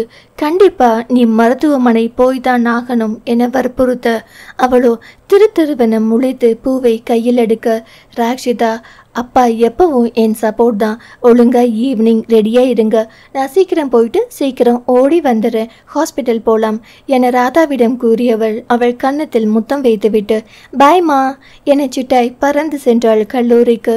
இது எப்பொழுதும் நடக்கும் ஒன்றுதான். எந்த விஷயமானாலும் கண்ணனின் புகைப்படத்தின் முன் அவன் எதிரில் இருப்பது போல் பேசிக்கொண்டிருப்பர். அவனின் புகைப்படமும் அவர்கள் சொல்லும் விஷயத்திற்கு ஏற்ப முகம் மாறும் என்பதே இருவரின் நம்பிக்கை. இருபாலர் படிக்கும் சென்னையிலேயே மிகவும் பிரசித்தி பெற்ற கல்லூரியில் முதல் நாள் அடியெடுத்து வைத்தாள் ராக்ஷிதா.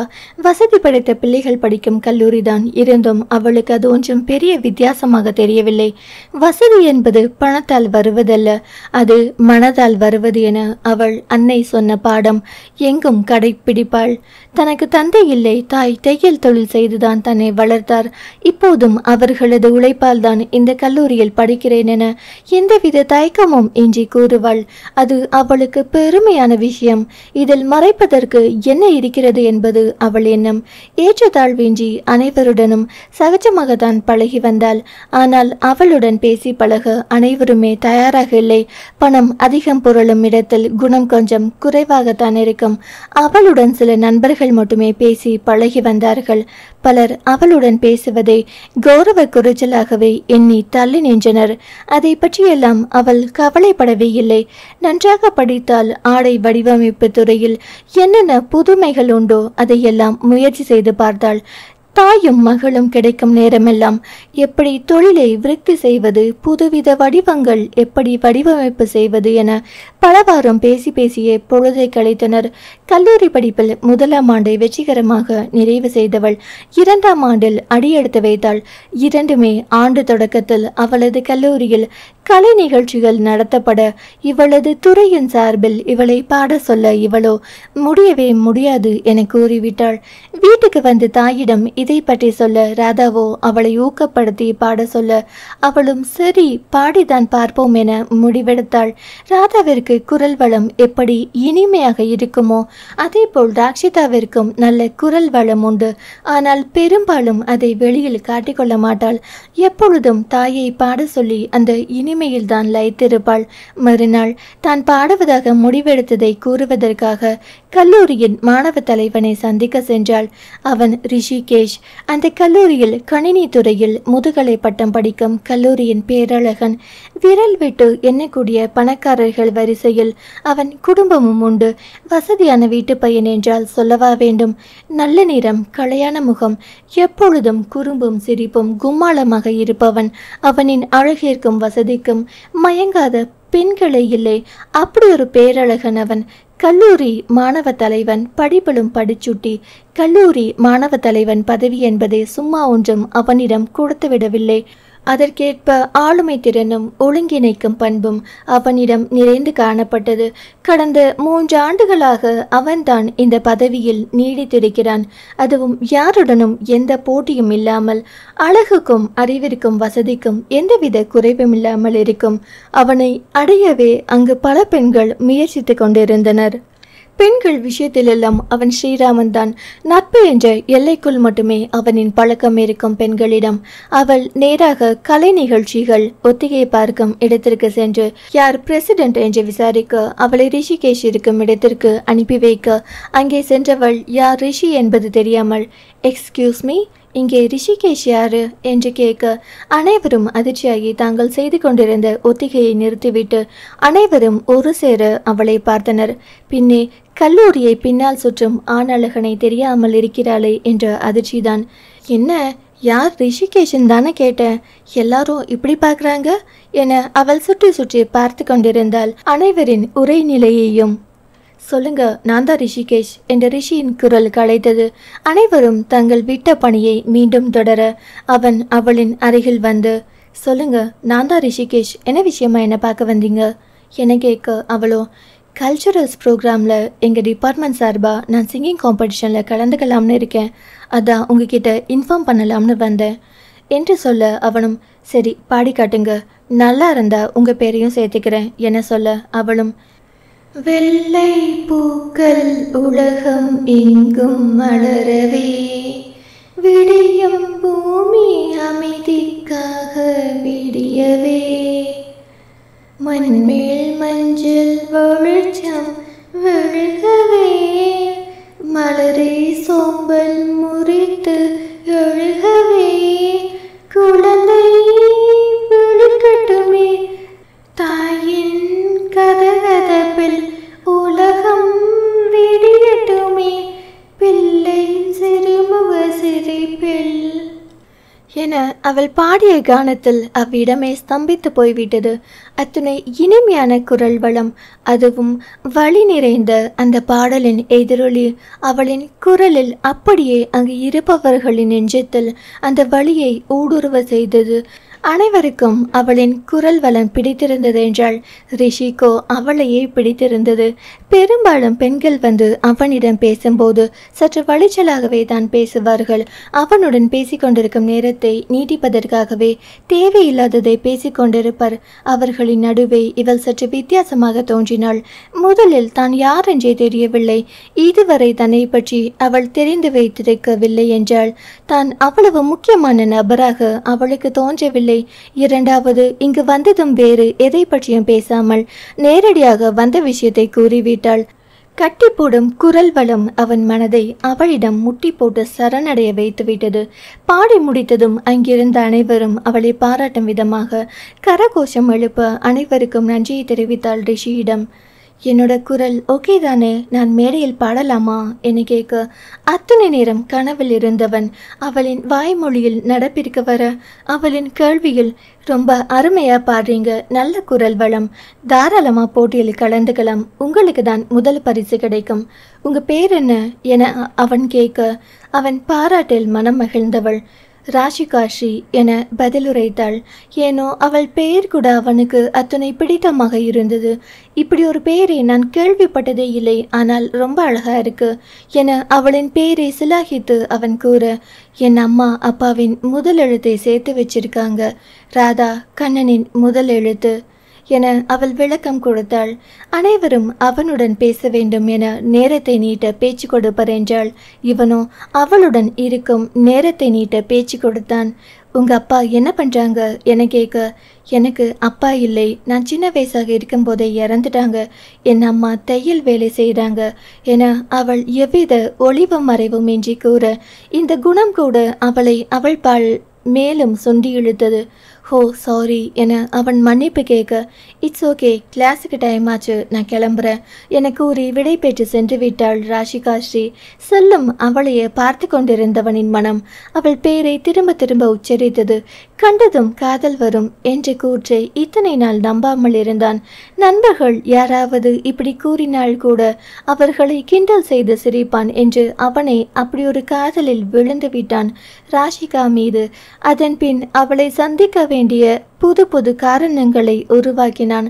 பயிற்சி செய்ய வேண்டும், ஒத்திகை பார்க்க வேண்டும் என அவள் பலவாறு காரணங்களை உருவாக்கினாலும் அவளோ அதற்கெல்லாம் பெரிதாக அசைந்து கொடுக்கவில்லை. கல்லூரி முடிந்ததும் சிறிது நேரம் மட்டுமே பயிற்சி செய்தவள். தாயுடன் வெளியில் செல்லும் வேலை இருக்கு, மருத்துவமனை கூட்டி செல்ல வேண்டும், கோவிலுக்கு செல்ல வேண்டும் என எதையாவது சொல்லிக்கொண்டே இருப்பாள். அதுதான் உண்மையும் கூட. தாயின் மீது அளவற்ற பாசம் வைத்திருக்கிறாள் என்பது மட்டும் அவனுக்கு புரிந்தது. நாளுக்கு நாள் அவன் காதலின் அளவு அதிகமாகிக் கொண்டே போக அதை அவளிடம் தெரிவித்துவிட வேண்டும் என்ற முடிவிற்கு வந்தான். தாயே எந்தன் மகளாய் மாற. அத்தியாயம் 10. அதற்கு கல்லூரி கலை நிகழ்ச்சி நடைபெறும் நாளை தேர்ந்தெடுத்தான். அந்த நாளும் வந்தது. நிகழ்ச்சிகள் அழகாய் நடைபெற ராக்ஷிகாவும் பாடல் பாடினாள். அனைத்து நிகழ்ச்சிகளும் முடிந்த பின் பரிசளிக்கும் விழா நிகழ்ச்சி நடைபெற பாட்டு போட்டியில் ராக்ஷிகாவை முதலிடம் பெற்றாள். பரிசை வாங்கி கொண்டவள் நேராக ரிஷியிடம் வந்து, ரொம்ப தேங்க்ஸ், நீங்கள் தான் என்னை கைட் பண்ணி இந்த பரிசு வாங்க காரணமாக இருந்தீங்க. இந்த விஷயத்த அம்மா கிட்ட சொல்லணும். அவங்க மட்டும் அன்னைக்கு என்னை மோட்டிவேட் பண்ணலைன்னா என்னால் கலந்திருக்கவே முடியாது. நான் கிளம்புறேன் என அவள் கூறி விடை பெறும் நேரம் அவனோ, ராக்ஷிகா உங்கூட கொஞ்சம் தனியாக பேசணும் என அவன் பீடிகை போட அவளோ, சொல்லுங்க ரிஷி என ஊக்கப்படுத்தினாள். அவளின் வலக்கையை பிடித்து அவளின் மோதிர விரலில் ஒற்றை கல் கொண்டு ஜொலித்த மோதிரத்தை அவளின் விரலில் அணிவித்தவன் ஐ லவ் யூ என கூற அவன் சைகையில் அதிர்ந்து விட்டாள் ராக்ஷிகா.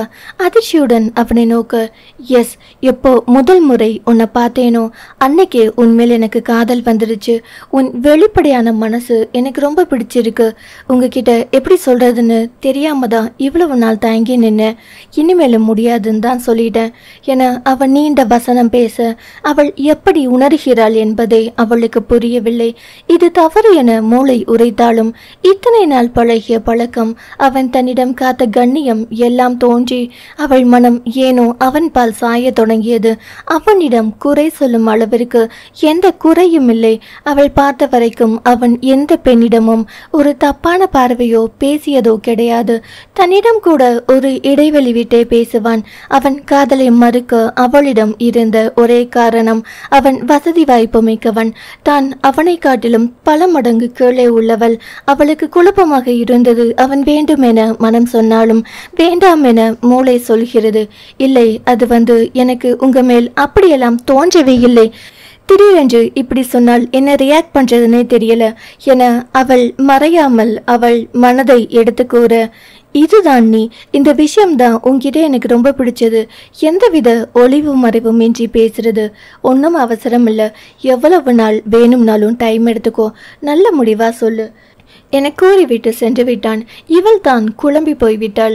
அவனை பிடித்திருக்கிறதா இல்லையா என்று அவளுக்கே தெரியவில்லை. குழப்பத்துடனே வீட்டுக்கு சென்றவள் அன்னையிடம் தான் வாங்கிய பரிசை காண்பித்துவிட்டு அமைதியாக சென்று அறைக்குள் புகுந்து கொண்டாள். வழக்கத்திற்கு மாறாக வெகு நேரமாகியும் மகள் தன்னிடம் வந்து பேசவில்லையே என்ற யோசனையில் ராதா மகளை காண செல்ல அறையில் உள்ளே சென்றதும் அவள் அருகில் அமர்ந்து, என்ன அம்மு, என்ன ஆச்சு, உடம்பு ஏதும் சரியில்லையா என கேட்க அவளோ அன்னையின் மடியில் படுத்து கொண்டு, ஒண்ணுமில்லம்மா, ஒரு சின்ன குழப்பம், அவ்வளவுதான். ஒரு விஷயம், அதை ஏத்துக்கலாமா வேண்டாமான்னு யோசிச்சுட்டு இருக்கேன் என கூற, ஏன் அம்மோ இவ்வளவு குழப்பம், மனசை அமைதியா வச்சுக்கோ, நிதானமா யோசி. உனக்கு அதில் சந்தோஷம் கிடைக்கும்னா அதை ஏத்துக்கிறதில் என்ன தப்பு இருக்கு? இப்போ குழப்பமான மனசில் தெளிவு கிடைக்காது. உன் மனசு தெளிவான பின்பு இதை பத்தி யோசி. வா, அம்மா சாப்பாடு ஊட்டுறேன் என அவள் அன்னை அறிவுரை கூறி உண்ண அழைத்து சென்றாள். அவளுக்கும் அதுதான் சரி என்று பட்டது. இப்போ வேண்டாம், பிறகு இதை பற்றி யோசிப்போம் என்று நாட்கள் நடக்கவில்லை, ஓடின. 1 மாத காலம் ஆகிவிட்டது. ரிஷி அவன் காதலை அவளிடம் கூறி நன்றாக யோசித்து சொல் என்று அன்று சொன்னவன் தான். அதன் பிறகு அவளை எந்த விதத்திலும் தொந்தரவு செய்யவில்லை. பார்க்கும் பொழுது ஒரு சிறிய புன்னகையோடு கடந்து விடுவான். அதுவே அவள் மனதில் மாற்றம் கொண்டு வந்தது. நாளுக்கு நாள் அவன் மீது ஒரு ஈர்ப்பு வந்து கொஞ்சம் கொஞ்சமாக அது காதலாக மலர ஆரம்பித்தது. 1 மாதம் கடந்த நிலையில் இந்த பிரிவு பிடிக்காமல் தானும் அவனை காதலிப்பதாக கூறிவிட்டாள். இருவரின் காதலும் வேறுவிட்டு வளரும் கொடியாக நன்கு செழித்து வளர்ந்தது. அவனுக்கு இது கடைசி ஆண்டு. படிப்பு முடித்தவுடன் தந்தையின் தொழிலை கையில் எடுத்து அதை திறம்பட நடத்த வேண்டிய பொறுப்பு அவனுடையது. அவளுக்கு இது 2ஆம் ஆண்டு. இன்னும் 1 வருட படிப்பு முடிந்தவுடன் தாயுடன் சேர்ந்து ஒரு ஆடை வடிவமைப்பு தொழிலை சொந்தமாக சற்று பெரிய அளவில் தொடங்க வேண்டும் என்பது அவள் லட்சியம். தாயிடம் தன் காதலை இப்பொழுது கூற அவளுக்கு மனம் வரவில்லை. தன் லட்சியம் நிறைவேறியவுடன் தாயிடம் கூற வேண்டும் என்று எண்ணி இருந்தாள். நிச்சயம் தாய் தன் விருப்பத்திற்கு தடை சொல்ல மாட்டாள் என்பது அவளுக்கு நன்கு தெரியும். தினமும் இருவரின் சந்திப்பு வெறும் 10 நிமிடம்தான். அவள் அவனுடன் இருக்கும் சமயத்தில் அவர்களின் எதிர்கால பேச்சை விட அவளின் தாயின் பேச்சுதான் அதிகம் இருக்கும். தன் தனிமையிலேயே வளர்ந்தவள். தாயின் கஷ்ட நஷ்டங்களை கூட யாருடனும் அவள் பகிர்ந்து கொண்டதில்லை. தனக்கே தனக்கான உறவு கிடைத்தவுடன் சிறு வயதிலிருந்து தானும் அன்னையும் பட்ட கஷ்டங்கள் அனைத்தையும் பகிர்ந்து கொண்டாள் அவனிடம். என்ன பேச ஆரம்பித்தாலும் முடிவு என்னவோ அவளின் தாயிடம் கொண்டு வந்து நிறுத்துவதுதான் அவள் வேலை. ஆரம்பத்தில் அதை ஒன்றும் பெரிதாக எடுத்துக்கொள்ளவில்லை ரிஷி. போக போக அவனுக்கு சலிப்பு தட்டியது. எங்கும் வெளியில் சென்றதில்லை. அழைக்கும் போதெல்லாம் தாயிற்கு உடம்பு சரியில்லை, தாங்கள் இருவரும் கோவில் செல்ல போகிறோம், ஆடை வடிவமைப்பு வேளையில் தாயிற்கு உதவி புரிந்து கொண்டிருக்கிறேன் என எதையாவது சொல்லிக் கொண்டே இருப்பாள். காலம் முழுவதும் அவனுடன் தான் வாழப் போகிறோம், அப்பொழுது சென்று கொள்ளலாம் என்பது அவள் எண்ணம். கிடைக்கும் 10 நிமிட பேச்சில் கூட 8 நிமிடம் தாயை பற்றி கூறுவாள். 2 நிமிடம் மட்டுமே அவனை பற்றி பேசுவாள். அது அவனுக்கு சுத்தமாக பிடிக்கவில்லை. தன் காதலி தங்களை பற்றி தான் பேச வேண்டும் என்ற எண்ணம் தோன்றியது. நாளுக்கு நாள் இந்த எண்ணம் வளர்ந்து அவள் அன்னை மீது பொறாமையை வளர்த்தது ரிஷிக்கு. இறுதி தேர்வுகள் முடிந்து நாளை கல்லூரியின் கடைசி நாள். அவனோ நாளை ஒரு நாள் மட்டும் என்னுடன் செலவழிக்குமாறு கேட்டுக்கொண்டான் ராஷிகாவிடம். அதன் பின் தொழிலுக்கு சென்று விட்டால் நேரம் கிடைக்குமோ கிடைக்காதோ, அவளுக்கும் அடுத்த வருடம் கடைசி வருட படிப்பு என்பதால் அதில் கவனம் செலுத்தி நன்கு படித்து தன் கனவை நனவாக்க வேண்டும். அதன் பின் தான் திருமணம் என்று ஏற்கனவே முடிவு செய்ததன் விளைவாக ஒரே ஒரு நாள் சில மணி நேரம் தனக்காக நேரம் ஒதுக்குமாறு அவளிடம் கெஞ்ச, அவளும் அவன் சொல்வதில் உள்ள நியாயம் புரிந்து வெளியில் செல்ல ஒத்துக்கொண்டாள். மறுநாள் ரிஷி ஆசையாக அவளுக்காக தன்னை பார்த்து பார்த்து தயார்படுத்தி கொண்டு அவளை சந்திக்க சென்றான். அத்தியாயம் 11. முதலில் வெளியில் செல்ல போகிறோம், சினிமாவிற்கு செல்லலாம் என்று அதற்கான டிக்கெட்களை எடுத்து வைத்து கொண்டு காத்திருந்தான். நேரம் போய்கொண்டே இருந்ததை தவிர அவள் வரவே இல்லை. அவளுக்காக காத்திருந்து அவனின் பொறுமை காற்றில் பறந்தது. காலை வரவேண்டியவள் மதியம்தான் வந்து சேர்ந்தாள். அவள் வந்ததும் அவன் முகத்தை திருப்பிக் கொள்ள, sorry Rishi, I am really sorry என அவன் கண்ணம் பிடித்து கெஞ்ச அவள் கையை தட்டிவிட்டவன் மீண்டும் முகத்தை திருப்பிக் கொண்டான். இன்னைக்கு அம்மாவிற்கு செக்கப் கூட்டிட்டு போக வேண்டிய நாள்டா. நான் நேற்று உன்கிட்ட சொல்ல மறந்துட்டேன். அவங்கள கூட்டிட்டு போய் செக் பண்ணிட்டு வீட்டில் விட்டுட்டு ஓடி வரேன், அதான் லேட். சாரிடா ப்ளீஸ் என அவள் தாமதமாக வந்ததற்கு காரணம் கூற, ஏற்கனவே இவ்வளவு நேரம் காத்திருந்த கோபம், அவள் அன்னை மீதிருந்த வெறுப்பு எல்லாம் சேர்ந்து அவனை வெடிக்க செய்தது. எப்ப பாரு உனக்கு உன் அம்மா அம்மா அம்மா தானா? நான் ஒருத்தவங்க மேல பைத்தியமா இருக்கிறது உனக்கு தெரியுமா தெரியாதா என அவன் எரிந்து விழ, என்ன ரிஷி இப்படியெல்லாம் பேசுற? அம்மாவுக்கு என்ன விட்டா யார் இருக்கா? என் அப்பா என்ன நம்பி அவங்கள விட்டுட்டு போயிருக்கார். அவங்க கஷ்டப்படுறது எனக்காக தான். அவங்க உடம்ப நல்லபடியா பாத்துக்கிறது என் பொறுப்பு தானே ரிஷி என அவள் விளக்கம் கூற, பாரு இப்ப கூட உன் அம்மாவை பத்தி தான் பேசுற, என்ன பத்தி ஒரு வார்த்தை சொல்றியா? உனக்கு அவங்க தான் முக்கியம், நானெல்லாம் 2ஆம் வருஷம்தான் என மீண்டும் எரிந்து விழுந்தான். என்ன ரிஷி, நான் எது சொன்னாலும் தப்பாவே எடுத்துக்கிற? உனக்கே நல்லா தெரியும் எனக்கு அவங்க தான் முதலில், மற்றவங்க எல்லாம் அடுத்ததுதான். இப்போ நீயும் அவங்களும் ஒரே இடத்துல இருக்கீங்க. நீங்க 2 பேருமே எனக்கு முக்கியம்தான். இப்போ வெளியில் போறது ஒன்றும் அவ்வளவு முக்கியம் இல்லை. இன்னைக்கு இல்லைனா நாளைக்கு போகலாம். ஆனால் அவங்க ஹெல்த் விஷயத்தில் அப்படி எப்படி அலட்சியம் காட்ட முடியும் சொல்லு என அவள் மீண்டும் விளக்கம் கொடுக்க அவனுக்கு எரிச்சலாய் வந்தது. சும்மா உங்க அம்மா புராணமே பாடிட்டு இருக்காத. ஊர்ல உங்க அம்மா தான் அம்மாவா? எனக்கெல்லாம் அம்மா இல்லையா? நாளைக்கு உனக்கும் எனக்கும் கல்யாணம் நடந்தா உங்க அம்மாவை கையோட கூட்டிட்டு வந்துடுவியா என ஆத்திரமாக கத்த, அவளோ நிச்சயமா ரிஷி, அவங்களுக்கும் இருக்கும் ஒரே சொந்தம் நான் தான். நம்ம கல்யாணம் முடிஞ்சதும் அவங்களையும் கூட்டிட்டு தான் வருவேன். இல்ல நாம 2 பேரும் அம்மா கூடவே இருப்போம் என அவளும் சற்று காட்டமாகவே கூறினாள். ரொம்ப நல்லது, அப்படியே நம்ம பெட்ரூமில் நமக்கு நடுவில் அவங்களுக்கு படுக்க இடம் கொடுத்துடலாம், ரொம்ப நல்லா இருக்கும் சரியா என அவன் ஆத்திரத்தில் அறிவிழந்து பேச அவளின் ஆத்திரம் எல்லையை கடந்தது. வார்த்தையை விட்ட பின்புதான் அவனும் வார்த்தையின் வீரியத்தை உணர்ந்தான். ஆத்திரத்தில் தவறான வார்த்தையை பேசிவிட்டோம் என அவன் கலங்கி அவளை நோக்க, ஆத்திரத்தில் அவள் கண்கள் தாரை தாரையாய் கண்ணீரை பொழிந்து முகம் தணலாய் சிவந்து நின்றது. அது நான் என அவன் ஆரம்பிக்க முன்பே அவனின் வாக்கியத்தை கை நீட்டி தடுத்தவள், போது ரிஷி போதும், எதுவும் சொல்ல வேண்டாம். சொன்ன வரைக்கும் போதும். உன் மனசில் இப்படி ஒன்று இருக்குன்னு இப்போவாவது எனக்கு தெரிஞ்சதே, அது வரைக்கும் சந்தோஷம் என கூறி தன் கண்ணீரை அழுந்த துடைத்தவள், எனக்கு உனக்கும் சரிப்பட்டு வராத ரிஷி. நாம இப்பவே பிரிஞ்சுறது நல்லது. எனக்கு இந்த உலகத்தில் ரொம்ப ரொம்ப முக்கியம் என் அம்மா தான். அவங்கள விட்டு கொடுத்துதான் நீ எனக்கு கிடப்பேனா? எனக்கு நீ வேண்டாம். என் அம்மாவை தள்ளி வச்சுதான் இந்த காதல் வாழ்க்கை வாழணும்னா எனக்கு இந்த வாழ்க்கையும் வேண்டாம், இந்த காதலும் வேண்டாம் என வைராக்கியமாக கூறியவள் அவன் அணிவித்த மோதிரத்தை கழற்றி அவனின் கையில் திணித்துவிட்டு அவன் முகம் கூட காண பிடிக்காமல் திரும்பி சென்றாள். அவள் திரும்பி செல்கையில் அவள் கரம் பற்றி நிறுத்தியிருந்தான். அவன் புறம் திரும்பாமலே அவள் நிற்க அவனோ, ராக்ஷிகா சாரி, நான் ஏதோ கோபத்தில் பேசிட்டேன். அதுக்கு போய் இந்த முடிவு எடுக்கிறது சரியில்லை. நீ இல்லாத ஒரு வாழ்க்கைய நான் எப்படி வாழ்வேன்? அவ்வளவுதானா நம்ம காதல் என உண்மையான வருத்தத்தோடு மன்னிப்பு கேட்க அவள் கையை அவனின் பிடியில் இருந்து உருவி கொண்டவள், உங்க பெட்ரூமில் அவங்க மட்டும் வந்து படுக்கும் பெண்ணாய் பார்த்து கல்யாணம் பண்ணிக்கோங்க என முகத்தில் அரைந்தது போல் கூறிவிட்டு சென்று விட்டாள். அவன் தான் மிகவும் தவித்து போய்விட்டான். காலங்கள் ஓடின. அவள் வாழ்வில் இல்லை என்பதை ஏற்றுக்கொள்ளவே அவளுக்கு சில காலம் தேவைப்பட்டதுதான். இருந்தும் தாயை ஏற்றுக்கொள்ளாத அவன் தனக்கு தேவையே இல்லை. பாதியில் வந்தவன் பாதியிலேயே போய்விட்டான். நிரந்தரம் என்றும் தாய்தான் என தெளிவாய் சிந்தித்து தன் கனவை நனவாக்கும் முயற்சியில் இறங்கிவிட்டாள். நன்றாக படித்து முதன்மை மாணவியாக திகழ்ந்தாள். பட்டமளிப்பு விழாவில் தங்க பதக்கத்தை தாயின் கையால் பெற்றுக்கொண்டவளின் மனம் சிறைகில்லாமல் பறந்தது. ராதாவின் மனம் அடைந்த சந்தோஷம் வார்த்தைகளே இல்லை. கணவன் படம் முன்பு நின்று ஆனந்த கண்ணீர் வடித்தவள், அம்முவை நான் நல்லா படிக்க வைத்து விட்டேங்க. இன்னைக்கு அவள் தங்க பதக்கத்தை என் கையால் வாங்கும்போது எவ்வளவு சந்தோஷப்பட்டேன் தெரியுமா? எல்லாமே உங்களால் தான். நீங்க என் கூடவே இருக்கிறதுனால தான். இது போதுங்க. எனக்கு அம்மாவிற்கு நல்ல இடமாய் பார்த்து கல்யாணம் செய்து வச்சுட்டேன்னா சந்தோஷமா உங்க நினைவோடவே என் காலத்தை ஓட்டிடுவேன் என மனம் நெகிழ்ந்து பேசினாள் தன் கணவனிடம். அடுத்து என்ன செய்ய போகிறாய் என அவன் கேட்க அவளோ தன் விருப்பத்தை அன்னையிடம் கூறினாள். அவளின் ஆசை தானே ராதாவின் லட்சியம். அவளுக்கென்று சேர்த்து வைத்திருந்த பணத்தை அவளிடம் கொடுக்க அவளும் அதற்கான வேலைகளை செய்ய ஆரம்பித்தாள்.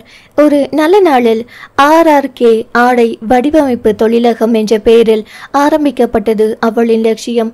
தாயும் மகளுமாக இருவர் மட்டுமே இணைந்து நடத்திய அந்த தொழில் நல்ல முன்னேற்றம் கண்டது. சிறிய தொழிலாக இருந்தாலும் அது அனைவரின் கவனத்தையும் ஈர்த்தது. மக்களிடம் நல்ல வரவேற்பை பெற்றது. முன்னை போல் அதிகம் தைக்கும் நிலையில் ராதா இல்லாமல் இருந்ததால் துணிகள் தைக்க என ஆட்கள் பணியில் அமர்த்தப்பட்டு செயல் புரிய அவர்களின் தொழில் நன்கு விரிவடைந்தது. பெரிய தொழிலகம் போல் இல்லாமல் இருந்தாலும் அந்த பகுதியில் பேர் சொல்லும் அளவிற்கு இருந்தது அவரின் தொழில் முறைகள். ராதாவின் அனுபவமும் ராக்ஷிகாவின் புதுமையும் இணைந்து புதிய புதிய வடிவமைப்புகளை இருவரும் உருவாக்கினர். அதன் பின் ராக்ஷிகா ரிஷியை பற்றி நினைக்க கூட இல்லை, நினைக்கவும் விரும்பவில்லை. அவன் இவளுடன் பேசி புரிய வைக்க வேண்டும் என எடுத்த முயற்சிகள் எல்லாம் தோல்வியில்தான் முடிந்தது. அவளை சந்திப்பதற்காக அவள் செல்லும் வழியில் காத்திருந்தாலும் அப்படியொருவன் அங்கு நிற்பதை கூட அவள் கண்ணுக்கு தெரியாது கடந்து விடுவாள். அவளை பொறுத்தவரை தாயை வெறுப்பவன் தன்னால் வெறுக்கத்தான் படுவான் என்று வாழ்ந்து வந்தாள். ரிஷி எடுத்த முடிவு அனைத்தும் தோல்வியில் முடிய அவன் தொழிலை கையில் எடுத்த நேரம் அவனை தொழில் நன்கு ஆக்கிரமித்து கொண்டது. அவனும் அவளை சந்திக்கும் முயற்சியை கைவிட்டு விட்டான். காலங்கள் அதன் போக்கில் உருள ராக்ஷிகாவிற்கு திருமணம் செய்து வைக்க வேண்டும் என ராதா நினைத்தார். அத்தியாயம் 12. அம்மோ, உனக்கு கல்யாணம் பண்ணி வைக்கலாம்னு இருக்கேன். உனக்கு மாப்பிள்ளை பார்க்க ஆரம்பிக்கட்டுமா? உனக்கு மாப்பிள்ளை எப்படி வேணும்னு சொன்னா அதே மாதிரி பார்க்குறேன் என ராதா அவளிடம் கேட்க ஒரு நொடி ரிஷியின் முகம் அவள் கண்முன்னே நிழலாடியது. அதை வலுக்கட்டாயமாக துரத்தியவள், ஏமா இவ்வளோ சீக்கிரம், இன்னும் கொஞ்ச நாள் போகட்டுமே என அவள் மறுப்பு கூற, போமோ இப்பவே வயசு 26 ஆயிடுச்சு. இப்பவும் பண்ணாம எப்பதான் பண்றது? இப்ப பார்க்க ஆரம்பிச்சதான் எல்லாம் கூடி வர நேரம் சரியா இருக்கும் என விளக்கம் கூற மறுத்து பேச அவளுக்கு வேறு எந்த காரணமும் தோன்றவில்லை. அதுவும் அன்னை கூறிய பின் அதற்கு மறுப்பு அவளால் தெரிவிக்கவும் முடியுமோ? சரி பாருங்க, உங்களுக்கு உங்க மருமகன் எப்படி வேணுமோ அப்படி பாருங்க என சம்மதம் தெரிவித்து விட்டாள். ஆனால் அம்மா, ஒரு கண்டிஷன், கல்யாணத்திற்கு பிறகு நீ என் கூட தான் இருக்கணும். அது மாப்பிள்ளை வீடுனாலும் சரி, நம்ம வீடுனாலும் சரி என அவள் கோரிக்கையை முன்வைக்க அதிர்ந்து விட்டார் ராதா. அம்மோ இது என்ன இப்படி ஒரு கண்டிஷன்? யார் ஒத்துப்பா சொல்லு. நான் இந்த வீட்டை விட்டு எங்கும் வரமாட்டேன். உனக்கே தெரியும், இது உங்க அப்பா வாழ்ந்த கோவில். இந்த வீட்டில் எங்க பார்த்தாலும் உன் அப்பா கூட நான் வாழ்ந்த தருணம் தான் ஞாபகம் வரும். இதை விட்டுட்டு நான் எப்படி வருவேன்? அதே போல் எந்த வீட்டு பையன் இங்க இருக்க சம்மதிப்பான்? நீ பேசுறது அபத்தமா இல்ல என ராதா கூற, அம்மா நீங்க மாப்பிள்ளை பாக்குறேன்னு சொன்னப்ப நான் ஏதாவது சொன்னேனா? அதே போல் என்னோட கண்டிஷனுக்கு யார் ஒத்து வராங்களோ அவங்கள தேடி கண்டுபிடிங்க, கல்யாணம் பண்ணிக்கிறேன். இல்லனா நான் இப்படியே ராக்ஷிகா ராதா கண்ணனாக இறந்துட்டு போறேன் என திட்டவட்டமாக கூறி சென்ற மகளை கையாலாகாத தனத்துடன் பார்த்தாள் ராதா. ராக்ஷிகாவிற்கு மாப்பிள்ளை பார்க்கும் விஷயம் கண்ணனின் குடும்பத்தாருக்கும் ராதாவின் குடும்பத்தாருக்கும் தெரிய வந்தது. கண்ணனின் அண்ணன் விக்னேஷ் இந்த சந்தர்ப்பத்தை பயன்படுத்தி கொள்ள முயன்றார். அப்பொழுது கிடைக்காத இந்த வீட்டை, இந்த திருமணத்தை முன்னின்று நடத்தி அபகரிக்கலாம் என்ற எண்ணம் வந்தது அவருக்கு. அதற்கு கூட்டாக ராதாவின் அண்ணியான லீலாவின் துணையை நாடினார். வீட்டை விற்று வரும் பணத்தில் ஒரு பங்கு தருவதாக கூற அவரும் இந்த திட்டத்திற்கு ஒத்துக்கொண்டார். அந்த காலை பொழுதில் ராதாவின் வீட்டு கதவு தட்டப்பட்டது. ராதா சென்று கதவை திறந்து பார்க்க அங்கு மொத்த குடும்பமும் குழுமி இருந்தது. கூடவே ஒரு தாய், தந்தை, இளைஞன் என அங்கு வருகை புரிந்திருந்தனர். ராதா அப்படியே அவர்களை பார்த்து அதிர்ச்சியாகி நிற்க, விக்னேஷ் உள்ள வரலாமா என கேட்க அவளோ பதறி, என்ன மாமா இப்படி கேக்குறீங்க? வாங்க வாங்க உள்ள வாங்க, வாங்க அக்கா என வரவேற்றவள் தன் அண்ணன் குடும்பத்தை நோக்கி, வாங்க அண்ணா, வாங்க அண்ணி என அனைவரையும் வரவேற்று அமர செய்தாள். இருங்க குடிக்க ஏதாவது கொண்டு வர என்று கூறி அனைவரும் காபி போட்டு எடுத்து கொண்டு வந்தாள். அவருக்கும் தந்தாள். என்ன ராதா, கடைசியா அத்தை இருப்பிற்கு வந்த, அதன் பிறகு ஒரு நல்லது கெட்டதுக்கு கூட வரவே இல்லை. பிள்ளைகள் திருமணத்திற்கு கூட வரலையே. ஒரேடியா எங்க உறவையே வேண்டாம்னு முடிவெடுத்துட்டியா? கண்ணனின் அண்ணி கார்த்திகா குறைப்பட்டு கொள்ள, அப்படியெல்லாம் இல்லைக்கா, சுப காரியங்கள் எதுக்கும் நான் போறதில்ல. நான் போய் அங்க நின்று தேவையில்லாத சங்கடத்தை கொடுக்க விரும்பல, அதான் வரல. எங்களுக்குன்னு இருக்கிற சொந்தம் பந்தம் நீங்க மட்டும்தான். உங்க உறவை போய் முறிக்க நினைப்பேனா என பதிலுரைக்க உடனே லீலா, நீ தான் வரல, நம்ம அம்மாவையாவது அனுப்பி வச்சிருக்கலாம்ல. என் பொண்ணு கல்யாணத்திற்கு அத்தை என்ற முறையில் நீ மட்டும்தானே இருக்க, அதற்கான சடங்கு சீர் நீ தானே செய்யணும் என அவர் சமயம் பார்த்து சீருக்கு அடி போட, ராதா அம்மு சின்ன பொண்ணு, நீ அவளுக்கு இதெல்லாம் தெரியாது. இப்ப என்ன அத்தை சீர் தானே செய்யணும். ஒரு நாள் பாப்பாவை கூட்டிட்டு வாங்க, நான் என்னென்ன செய்யணுமோ அத்தனையும் செய்யறேன்.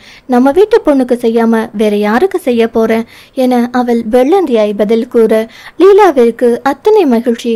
போட்ட திட்டம் வெற்றியடைந்து விட்டது என்ற ஆனந்தத்துடன், நீ வெளியெல்லாம் வந்து அலைய வேண்டாம், நானே நம்ம வீட்டுக்கு நாளைக்கே கூட்டிட்டு வந்துடுறேன் என முகம் கொள்ள புன்னகையுடன் கூறி காப்பியை பருகினார். கண்ணனின் அண்ணன் விக்னேஷ், என்ன ராதா, அம்மாவிற்கு மாப்பிள்ளை பார்க்கறதா கேள்விப்பட்டேன் என மெதுவாய் பேச்சை ஆரம்பிக்க, ஆமா மாமா, அம்மாவிற்கு வயசாகுது, அவளை ஒரு நல்ல இடத்தில் கட்டி கொடுத்துட்டேனா என் கடமை முடிஞ்சிடும், அதான் நல்ல இடமா பார்த்துட்டு இருக்கேன் என அவள் கூறினாள். ஏன் எங்ககிட்ட சொன்னா நாங்கெல்லாம் நல்ல இடமா பார்த்து சொல்ல மாட்டோமா? இதுவரைக்கும் தெரிஞ்சவங்க 4 பேரோட பிள்ளைகளுக்கு வரன் பார்த்து முடிச்சிருக்கேன். எல்லாரும் ரொம்ப சந்தோஷமா வாழ்ந்துட்டு இருக்காங்க.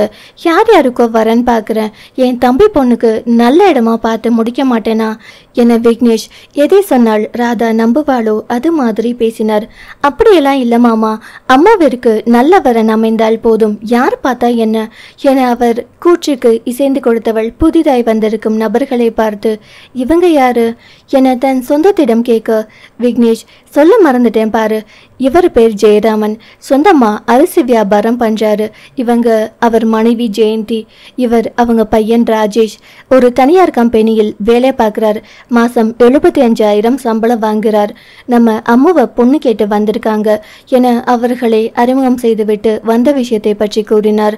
நம்ம அம்மாவிற்கும் வயசாகுதுல, கண்ணன் இடத்தில் இருந்து அவளை ஒரு இடத்தில் கட்டி கொடுக்க வேண்டிய பொறுப்பு என்னோடது தானே, அதான் அவளுக்காகவே எல்லா இடத்திலும் தேடி அலைஞ்சு எல்லார்கிட்டையும் விசாரிச்சு நல்ல இடமா இவங்களை கூட்டிட்டு வந்த என அவர் தேனொழுக பேச, ராதா அதையெல்லாம் உண்மை என நம்பினார். ரொம்ப சந்தோஷமாமா, என்னை விட அம்மாவிற்கு சம்மதமானு கேட்கணும், அவளுக்கு பிடிச்சிருந்தா எனக்கும் சம்மதம் தான் என ராதா கூற, பெரியவங்க நாம அவளுக்கு நல்லது தானே பண்ண போறோம்.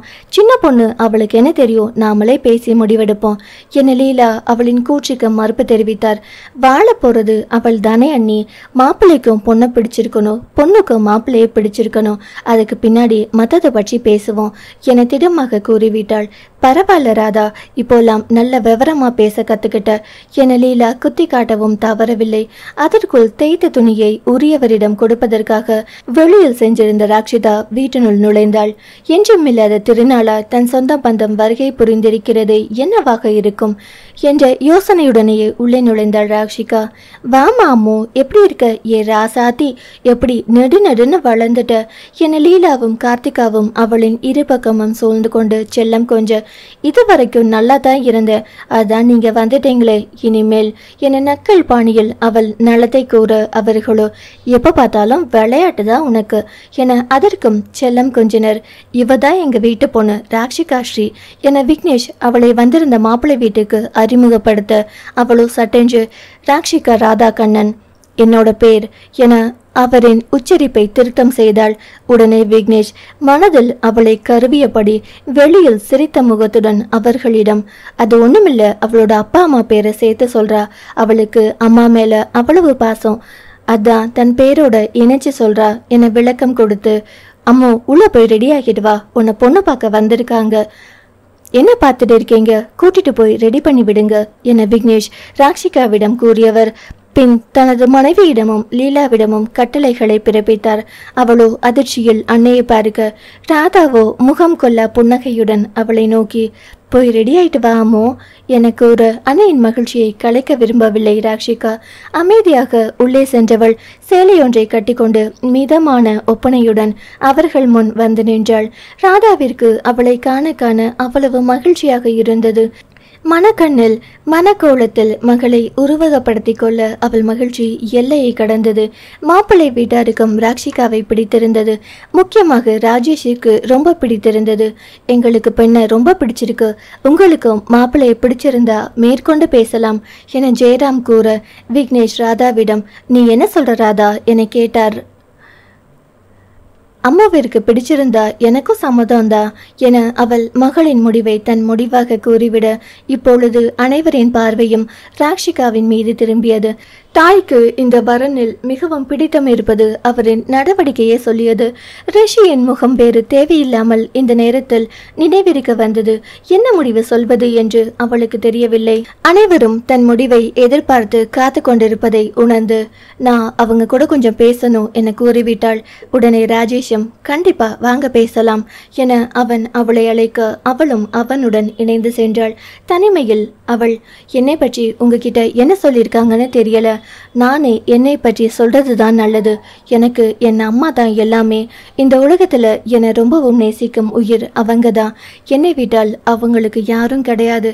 நாளைக்கு நான் உங்களை கல்யாணம் பண்ணி உங்க வீட்டுக்கு வந்துட்டேன்னா அவங்க தனியாளா இருப்பாங்க. அதனால கல்யாணம் பண்ண பிறகும் நாம இந்த வீட்டில் இருக்கணும், இல்ல உங்க வீட்டுக்கு எங்க அம்மாவை கூட்டிட்டு போகணும். இதுக்கு சம்மதம்னா எனக்கும் உங்களை கல்யாணம் பண்ணிக்க சம்மதம் என அவளின் நிலையை அழகாய் எடுத்து கூறினாள். ராஜேஷுக்கோ அவளை பார்த்த மாத்திரத்திலேயே பிடித்து விட்டது. அவள் கல்யாணத்திற்கு என்ன கண்டிஷன் போட்டாலும் இப்பொழுது ஒத்துக்கொள்ளும் நிலையில்தான் அவன் இருக்கிறான். எதுவா இருந்தாலும் பிறகு பார்த்து கொள்ளலாம் என்ற எண்ணத்தில் அவன் அவளின் கோரிக்கைக்கு சம்மதம் தெரிவித்து விட்டான். இவளுக்கு தான் அதிர்ச்சியாகிவிட்டது. ரிஷி போல் இவனும் இதை நிராகரித்து விடுவான் என்று நம்பினாள். அவளின் நம்பிக்கையை பொய்யாக்கிவிட்டு அவன் சம்மதம் தெரிவித்து விட்டான். சபைக்கு வந்த ராஜேஷ் அவளுக்கும் சேர்த்து எங்களுக்கு சம்மதம் என தெரிவித்துவிட அனைவர் முகத்திலும் மகிழ்ச்சி தாண்டவமாடியது. ராக்ஷிகா, இந்த திருமணம் இப்பொழுது சரிதானா, அவசரப்பட்டு விட்டோமோ என்ற குழப்பத்துடனே அறைக்கு சென்று முடங்கிவிட்டாள். அதன் பின் பெரியவர்கள் அவர்களின் பேச்சை தொடங்கினர். மேற்கொண்டு பேச வேண்டியதை பேசலாம் என ராஜேஷின் தாய் கூற, சீதனம் பற்றி எதுவும் கவலைப்பட வேண்டாம், அதெல்லாம் திருப்தியாக செய்வோம். என்னம்மா ராதா, சரிதானே என விக்னேஷ் அவளிடம் கேட்க அவளும், ஆமாம், அம்மாவிற்கு ஒரு 20 சவர நகை சேர்த்து வச்சிருக்கேன், சொந்தமா தொழில் பண்றா, அதில் வரும் வருமானம் அவளோடது தான், கல்யாண செலவிற்கு கொஞ்சம் பணமும் எடுத்து வச்சிருக்கேன், என்னால் இவ்வளவுதான் முடியும் என கூறினாள். ஏ ராதா, இந்த வீட்டை விட்டுட்ட, உனக்கு அப்புறம் இந்த வீடு அம்மாவிற்கு தானே, அதையும் சொல்லு என லீலா எடுத்து கொடுக்க ராதா உடனே, ஆமா இந்த வீடு அவளுக்கு தான் என அவளுக்கு என்று எதையும் எடுத்துக்கொள்ளாமல் மகளுக்கே அனைத்தும் என கூறிவிட்டாள். இப்பொழுதுதான் அனைவருக்கும் அத்தனை திருப்தியாக இருந்தது. அவளின் வீட்டை எழுதி வாங்குவதுதானே அனைவரின் திட்டமும். நேரடியாகவே மாப்பிள்ளை பேரில் எழுதி வாங்கி அதை விற்று வரும் பணத்தில் ஆளுக்கு ஒரு பங்கு என ஏற்கனவே பேசி முடிவெடுத்த பின்னர் தானே இங்கே வந்தது. தாயே எந்தன் மகளாய் மாற. அத்தியாயம் 13. ஜெயந்தியோ அப்போ சரிங்க, அடுத்த முகூர்த்தத்தில் திருமணம் வைத்துக் கொள்ளலாம். சீதனமா 20 பொன் நகையை பொண்ணுக்கு போட்டுடுங்க. கல்யாண செலவிற்கு ஒரு 50,000 கொடுத்துடுங்க. மாப்பிள்ளைக்கு கொடுக்க வேண்டிய சீரா இந்த வீட்டை அவன் பேரில் எழுதி வச்சிடுங்க. அவ பேரில் இருந்தால் என்ன, இவன் பேரில் இருந்தால் என்ன, 2 பேரும் சேர்ந்து தானே வாழ போறாங்க என சொல்ல அனைத்தும் மகளின் நல்வாழ்விற்கு தானே என்ற எண்ணத்தில் ராதா அனைத்திற்கும் சம்மதம் தெரிவித்தாள். அவ்வளவு தான் மலமளவென்று திருமண ஏற்பாடுகள் நடைபெற்றது. திருமணத்திற்கு புடவை எடுப்பது முதல் பத்திரிகை அடிப்பது, மணப்பெண்ணிற்கு தாலி வாங்குவது என அனைத்திலும் ராதா ஒதுங்கியே நின்றாள். இல்லை இல்லை, ஒதுக்கப்பட்டாள். சுபகாரியம் நீ வருவது சரியில்லை என்று பிள்ளையை பெற்றவரும் அவளது குடும்பமும் சொல்ல அவளுக்கும் அது சரி என்றுதான் பட்டது. மகளுக்கு தான் வராததற்கு உண்மையான காரணம் தெரிந்தால் வானத்துக்கும் பூமிக்கும் இடையே குதிப்பாள். அதனால் ஒவ்வொரு விஷயம் நடக்கும் போதும் உடம்பு முடியவில்லை, கால் வலிக்கிறது, கடைக்கு சென்றால் வெகு நேரம் நிற்க வேண்டி வரும், நீங்கள் போய் வாங்கி கொண்டு வாருங்கள் என ஏதாவது காரணம் சொல்லியே தட்டி கழித்து விடுவாள். ராஷிகாவின் மனம் இன்னமும் சஞ்சலத்தில் தான் தத்தளித்து கொண்டிருந்தது. அதனால் அன்னை சொன்ன காரணத்திற்கு உள்ளே பொருள் மறைந்திருப்பதை அவள் கவனிக்க தவறிவிட்டாள். அதோ இதோ என்று திருமண நாளும் வந்துவிட்டது. கணவனின் புகைப்படத்தின் முன் ராதா வேண்டிக் கொண்டிருக்க அவளின் கடந்த கால நினைவோட்டத்தை கதவு தட்டப்படும் ஓசையில் களைந்தது. பிரார்த்தனையை கைவிட்டவள் கதவை சென்று திறக்க அங்கு மாப்பிள்ளையின் தாயாரும் அவரின் சொந்தம் ஒரு பெண்ணும் நின்று கொண்டிருந்தனர். இவள் வாங்க உள்ள வாங்க என அழைக்க அவரோ எங்க அம்மோ, சீக்கிரம் தயாராகி வர சொல்லுங்க, நிறைய சடங்குகள் பண்ண வேண்டியிருக்கு என ஜெயந்தி படபடப்புடன் கூற ராதாவோ அம்மோ குளிச்சுட்டு இருக்கா, இதோ இன்னும் 10 நிமிஷத்தில் ரெடியாகி வந்துடுவா, நீங்க போங்க என கூற அவரோ சரி சரி, இந்த புடவையை கட்டிக்கிட்டு சீக்கிரம் வர சொல்லுங்க, கல்யாண சடங்கு ஆரம்பிக்கணும் என கூறி அவர் புடவை கையில் கொடுப்பது போல் கொண்டு போய் பின்னே இழுத்து கொண்டார். கல்யாணத்துக்கு கற்றா முதலில் நீங்க கையில் வாங்குறது சரியில்லை என அவர் முகத்தில் அரைந்தது போல் சொல்ல ராதாவும் அவர் வார்த்தையில் உள்ளே சங்கடப்பட்டாலும் வெளியில் சரிங்க உங்க கையால் இங்க வச்சுட்டு போங்க, வந்தா அவளை எடுத்துக்க சொல்றேன் என கூறிவிட அவர்களும் அதை மேஜை மேல் வைத்துவிட்டு நீங்க எதையும் தொட்டுடாதீங்க என கூடுதலாக வேறு கூறிவிட்டு சென்றனர். அவளும் சரி என்னும் விதமாக தலையை ஆட்டிவிட்டு அடுத்த வேலையை பார்க்கலானாள். இவை அனைத்தும் அச்சு பிசராமல் ராஷிகாவின் காதில் விழுந்து விட்டது. அவளுக்கு அத்தனை ஆத்திரமாக வந்தது. ஏற்கனவே இந்த திருமணம் செய்து கொள்ளலாமா வேண்டாமா என தவித்து கொண்டே இருந்தவள் இங்கு வரை வந்துவிட்டாள். இப்பொழுது இவர்கள் அன்னையை இப்படி பேசுவது அவள் மனதில் மேலும் சஞ்சலத்தை நிரப்பியது. குளித்து முடித்து வந்தவளை ராதா அம்மோ இந்த புடவையை எடுத்து கட்டிட்டு சீக்கிரம் ரெடியாகி வா, நேரமாகுது என சொல்ல நீங்க எடுத்து கொடுங்கம்மா என ராதாவை பார்த்து கூறினாள். மகளின் பேச்சு தோரணையிலேயே தெரிந்துவிட்டது மகள் அனைத்தையும் கேட்டுவிட்டாள் என. இருந்தும் அம்மோ அவங்க சொல்வதில் என்ன தவறு இருக்கு, இருக்கட்டும் விடு, இதையெல்லாம் நான் நிறைய பார்த்துட்டேன், உனக்கு கல்யாணம் நல்லபடியா முடிஞ்சா அதுவே போதும், ரெடியாகு என அவள் கண்ணம் தன் உள்ளங்கையில் தாங்கி ஆதூரமாய் கூறியவள் அறையை விட்டு வெளியேறியிருந்தார். இன்னும் சற்று நேரத்தில் திருமணம். அதற்கான மகிழ்ச்சி கொஞ்சம் கூட அவளுக்கு இல்லை. தாயை தன்னிடமிருந்து பிரித்து விடுவார்களோ என்ற அச்சம் அவளை முழுவதும் ஆட்கொண்டது. கலக்கத்துடனே தந்தையின் புகைப்படத்தின் அருகில் சென்று அப்பா எனக்கு இப்போ என்ன பண்ணணும்னே தெரியலப்பா, இந்த கல்யாணம் பண்ணிக்கணுமா வேண்டாமா எனக்கு எதுவும் புரியல, இவங்க எல்லாம் சேர்ந்து என் அம்மாவை என்கிட்ட இருந்து பிரிச்சிடுவாங்களோன்னு என் மனசு சொல்லுது, என் கல்யாணம் என் அம்மா என் கூட நின்று எல்லாம் பண்ணணும்னு ஆசைப்படுறேன், அவங்க நிலைமையை காட்டி ஒதுக்கி வச்சு வேடிக்கை பார்க்குறாங்க என சிறிது நேரம் புலம்பி கண்ணீர் விட்டவள் பின் கண்களை அழுந்து துடைத்து கொண்டு புது உத்வேகத்துடன் அப்பா கல்யாணம் நடந்தாலும் சரி இல்லைனாலும் சரி எங்கேயும் என் அம்மாவை விட்டு கொடுக்க மாட்டேன், அவங்க தான் எனக்கு எல்லாமே, நீங்கள் எனக்கு எப்போதும் கூட இருந்து ஆசிர்வாதம் பண்ணிகிட்டே இருப்பீங்க, எனக்கு நல்ல வாழ்க்கையை தான் அமைச்சு தருவீங்க, அந்த நம்பிக்கை எனக்கு இருக்கு என மனதிடத்துடன் திருமணத்திற்கு தயாராகி மணமேடைக்கு வந்தால் வரும் வழியில் தாய் ஓரமாக நின்று மணவரையில் நடைபெறும் நிகழ்ச்சியை பார்த்து கொண்டிருக்க அவள் அருகில் சென்றவள் அவள் காலில் விழுந்து ஆசிர்வாதம் வாங்க ராதாவோ, அம்மோ என்ன இது, ஏன் காலில் விழுந்துட்டு? நாம் என்ன அம்மா பொண்ணு மாதிரியா இருந்தோம்? தோழிகள் போல தானே வாழ்ந்தோம். நல்லா இரமோ, நீ சந்தோஷமா வாழ்றத பார்க்க தான் இன்னும் உயிரை கையில் பிடிச்சிட்டு இருக்கேன். எப்பவும் சந்தோஷமா இருக்கணும் என கண் கலங்கியவள் அவளை ஆசிர்வாதம் செய்து மணமேடைக்கு அனுப்பி வைத்தாள். நீங்களும் வாங்கம்மா என அவள் அழைக்க, நான் இங்கிருந்தே பார்க்குறேன், நீ போடா என அவளை அனுப்ப முயல. அவளோ, முடியாது, நீங்கள் என் பக்கத்தில் தான் இருக்கணும், வாங்க என அவள் கைப்பிடித்தெழுக்க அதற்குள் அங்கு பிரசங்கமானார் மாப்பிள்ளையின் தாய் ஜெயந்தி. ஏமா மனக்கோலத்தில் முதலா ஆசிர்வாதம் வாங்குற ஒரு சுமங்கலி கிட்ட வாங்கக்கூடாதா என தன் ஆதங்கத்தை கொட்ட, அவளோ, யாருன்னே தெரியாத சுமங்கலி கிட்ட வாங்குறத விட என் அம்மா கிட்ட வாங்கினாதான் எனக்கு சந்தோஷம் என அவர்களின் மூக்கை உடைத்தாள். அதுக்கில்லம்மா, நல்ல விஷயம் நடக்க போகுது அதான் என அவர்களுக்கு, உங்க பையன் செத்து நானும் இப்படி ஆயிடுவேன்னு நினைக்கிறீங்களா?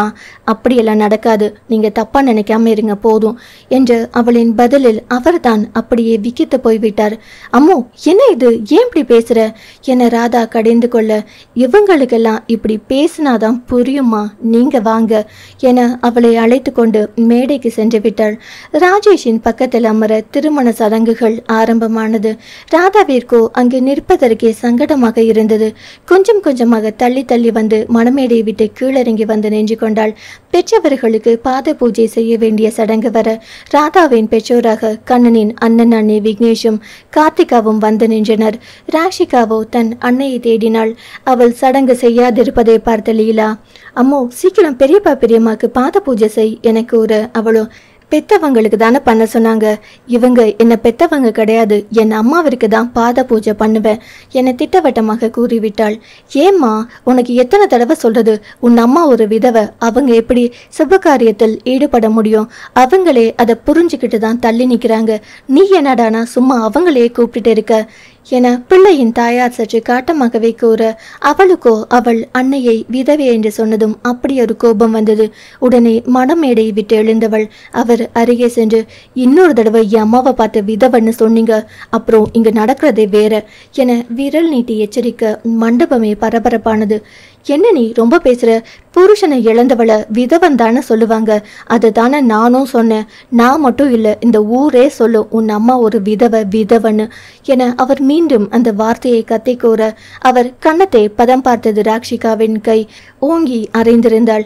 அம்மோ என ராதா அதிர்ச்சியாகி கத்தி அவளிடம் வந்து நிற்க அனைவரும் அப்படியே ஸ்தம்பித்து நின்றனர். ராக்ஷிகாவோ, உங்களுக்கெல்லாம் மனசாட்சின்னு ஒன்று இல்லவே இல்லைல்ல? என்ன தப்பு பண்ணாங்க என் அம்மா? என் அப்பா இறந்து போனதுக்கு காலம் முழுவதும் இவங்களுக்கு தண்டனை கொடுத்துட்டு இருக்கீங்க. அவங்களுக்கு விதி முடிஞ்சு போச்சுன்னா எல்லாரும் இறக்கத்தான் செய்வாங்க. அதுக்கு கட்டிக்கிட்டு வாழ்ந்த மனைவிமார்களை குற்றம் சொல்வீங்களா? இப்போ இவங்களை எல்லாத்துலேயும் இருந்து ஒதுக்கி வச்சுட்டா மட்டும் எல்லாம் நல்லது தான் நடக்குமா? கெட்டது எதுவும் நடக்காதா? சே, என்ன உங்களோட சாஸ்திரமோ சம்பிரதாயமோ? புருஷன் செத்துட்டா பொண்டாட்டிக்கு விதவென்னு பேரான், பொண்டாட்டி செத்துட்டா அந்த புருஷனுக்கு என்ன பேரு? என் அப்பா சாகும்போது எனக்கு 5 வயசு. அப்போ இருந்து இப்போ வரைக்கும் அவங்களோட ஆசை சந்தோஷம் துக்கம் எல்லாத்தையும் ஒதுக்கி வச்சுட்டு எனக்காகவே வாழ்ந்தவங்க என் அம்மா. அவங்க கிட்ட இருந்து ஆசீர்வாதம் வாங்கினா அது கெட்டதாம். எவ்வளவுதான் நாடு எல்லா துறையிலும் வளர்ந்து நல்ல நிலைக்கு போனாலும் உங்க பாழாய் போன மனதை கஷ்டப்படுத்தும் சடங்குகள் மட்டும் எப்பொழுதும் மாறாது. இப்படி பண்றதால அவங்க மனசு எவ்வளவு கஷ்டப்படும் கொஞ்சமாவது யோசிச்சு பார்த்தீங்களா? அது சரி, எங்க வீட்டில் இருக்கிறவங்களே அவங்களை இப்படி தான் நடத்துவாங்க. இப்போ வந்த நீங்க வேற எப்படி நடத்துவீங்க? ஒருத்தவங்களை சந்தோஷப்பட வைக்க முடியலைனாலும் அவங்கள கஷ்டப்படுத்தாம இருக்க பாருங்க. எத்தனையோ பேர் எத்தனையோ விஷயங்கள் எந்தெந்த முறையில் சொன்னாலும் அவங்களுக்குள் மாற்றம் கொண்டு வர அவங்க மனசை வச்சாதான் முடியும். இன்னைக்கு என் அம்மாவை சொல்ற உங்களுக்கும் நாளை அதே நிலைமை வரலாம். அப்போ உணர்வீங்க என் அம்மாவோட வழி என அவள் மனதின் ஆதங்கத்தை எல்லாம் ஒரே மூச்சாக கொட்டி தீர்த்து விட்டாள். அத்தியாயம் 14. சிறு வயதிலிருந்து அவள் அன்னை அனுபவித்த வழியை பார்த்து பார்த்து வளர்ந்ததால் அவளுக்கும் அந்த வழி உண்டு. பாழாய் போன இந்த சமூகம் அனைத்திலும் மாற்றம் கொண்டு வந்தாலும் சடங்கு என்ற பெயரில் மேலும் வேதனை தருவதை இன்னமும் மாறாமல் இருக்கிறது தான். கணவன் இறந்தவுடன் அனைவரையும் விட அந்த பெண்ணிற்கு தான் வேதனை அதிகம். அந்த வேதனையை குறைக்க மனமில்லாவிட்டாலும் சடங்கு என்ற பெயரில் அதிகப்படுத்தி மேலும் வேதனை சேர்ப்பதுதான் இந்த சமூகத்தின் முதல் வேலை. தீண்டத்தகாதவர்கள் போல் அனைத்திலும் இருந்தும் அவர்களை ஒதுக்கி ஒதுக்கியே நடைப்பெணமாய் அலைய விடுவதுதான் இந்த சமூகத்தின் தலையாய கடமை. சமூகம் மாற வேண்டும் என்று நாம் சொல்லிக்கொண்டே இருந்தால் எப்படி மாறும்? மாற்றம் முதலில் தொடங்க வேண்டியது நம் மனதில் இருந்தல்லவா? நெடுங்காலமாய் மனதில் புதைத்து புதைத்து வைத்திருந்த அவள் அன்னைக்கு இழைக்கப்படும் கொடுமையின் வழி இன்று வெடித்து சிதறிவிட்டது. ராஜேஷின் தந்தையோ சின்ன பெண் மனைவியை கை நீட்டி அடித்து விட்டாளே என்ற ஆத்திரத்தில் போய் இந்த ஆள் சொன்னதை வைத்து இவங்க வீடு நமது கைக்கு வந்தால் ஒரு பங்கு பணம் நமக்கு வருமேன்னு நினைச்சு இந்த கல்யாணத்துக்கு சம்மதிச்சேன் பாரு, என்ன சொல்லணும் என அவளின் பெரியப்பாவை நோக்கி குற்றம் சொல்கிறேன் என்ற பெயரில் உண்மையை போட்டு உடைத்து விட்டார். அதிர்ந்து போய்விட்டார்கள் ராதாவும் ராக்ஷிகாவும். அதுவும் ராக்ஷிகாவிற்கு இது புதிய செய்தி. அன்னை எத்தனை துன்பம் வந்த போதும் தந்தை வாழ்ந்த கோவில் என்று அந்த வீட்டை விட்டு பிரிந்ததே இல்லை. தன் திருமணத்திற்காக விட்டு கொடுத்தாரா? அவளுக்கு இதை கண்டு மகிழ்வதா கலக்கம் கொள்வதா அவளுக்கு புரியவில்லை. என்னது, என்னம்மா எங்க வீட்டை உங்களுக்கு தரதா சொன்னாங்களா?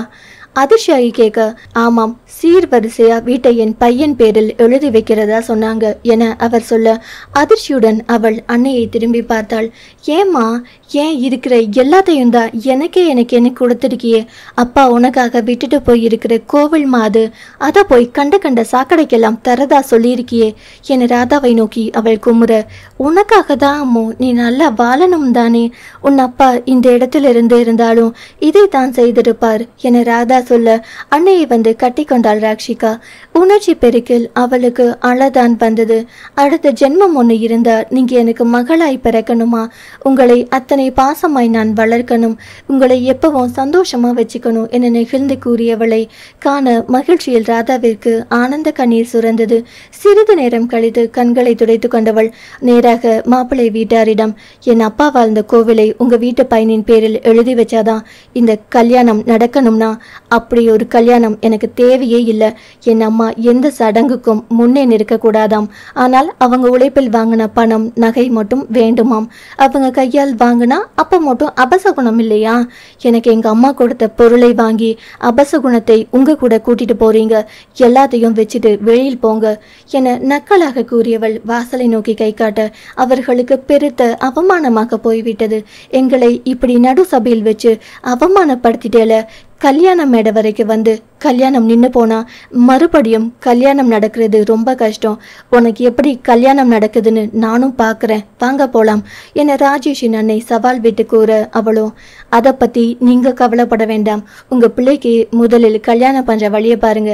பெத்த அம்மா உங்களையே கை நீட்டி அடிச்சிருக்கேன், என்னை ஒரு வார்த்தையாவது திட்டினானா?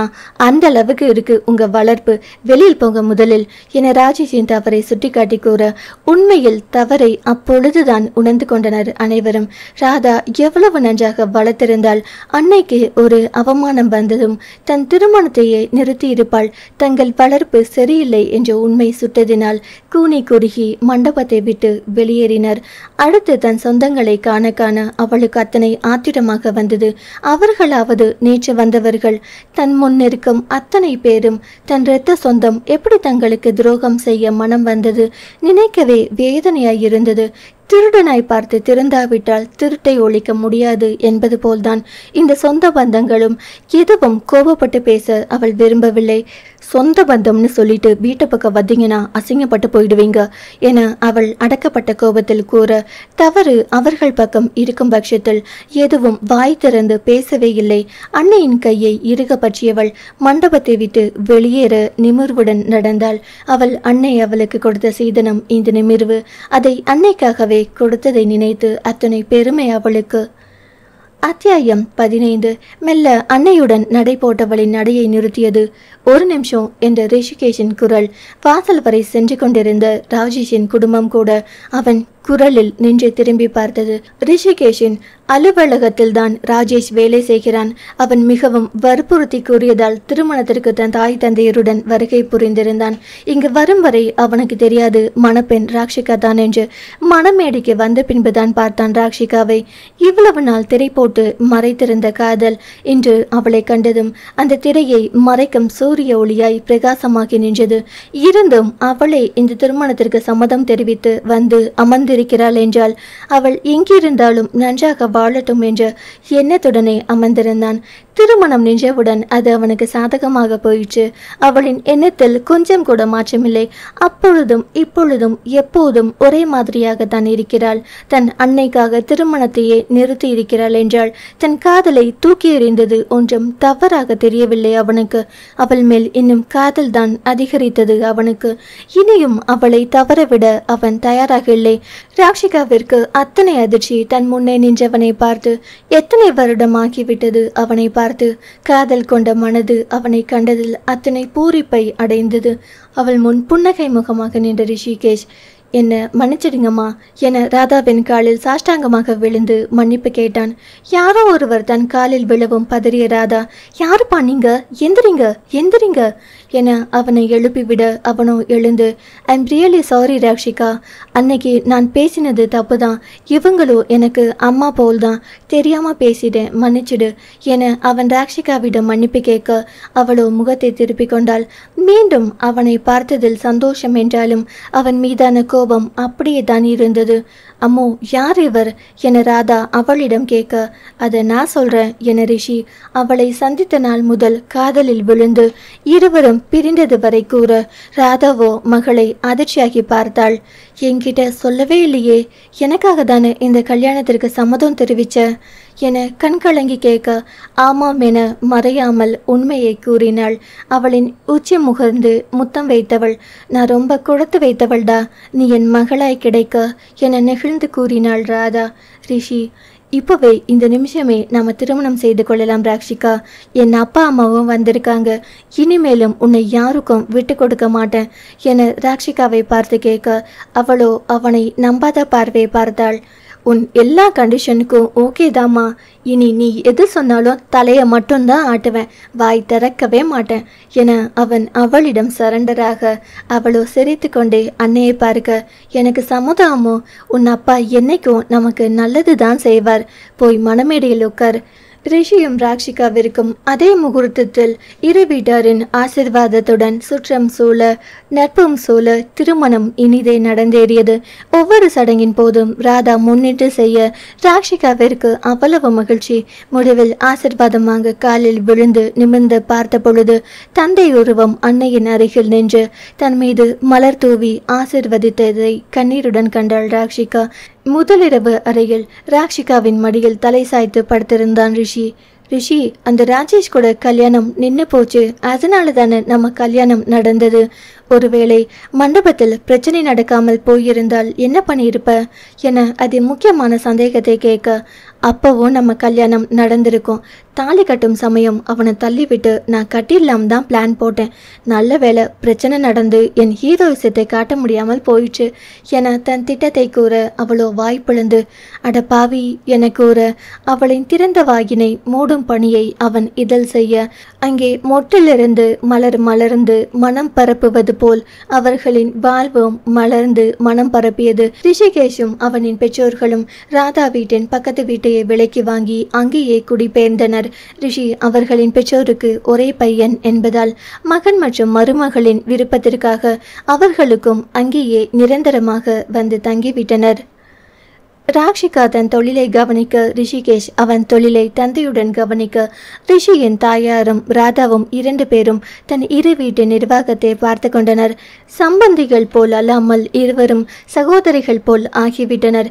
வார இறுதி நாட்களில் அனைவரும் ஒன்றாக அமர்ந்து சாப்பிடுவது, வெளியில் செல்வது, அரட்டை அடிப்பது என சந்தோஷம் மட்டும் குறைவில்லாமல் சென்றது அவர்கள் வாழ்வில். அவர்களின் மகிழ்ச்சியை மேலும் அதிகரித்தது.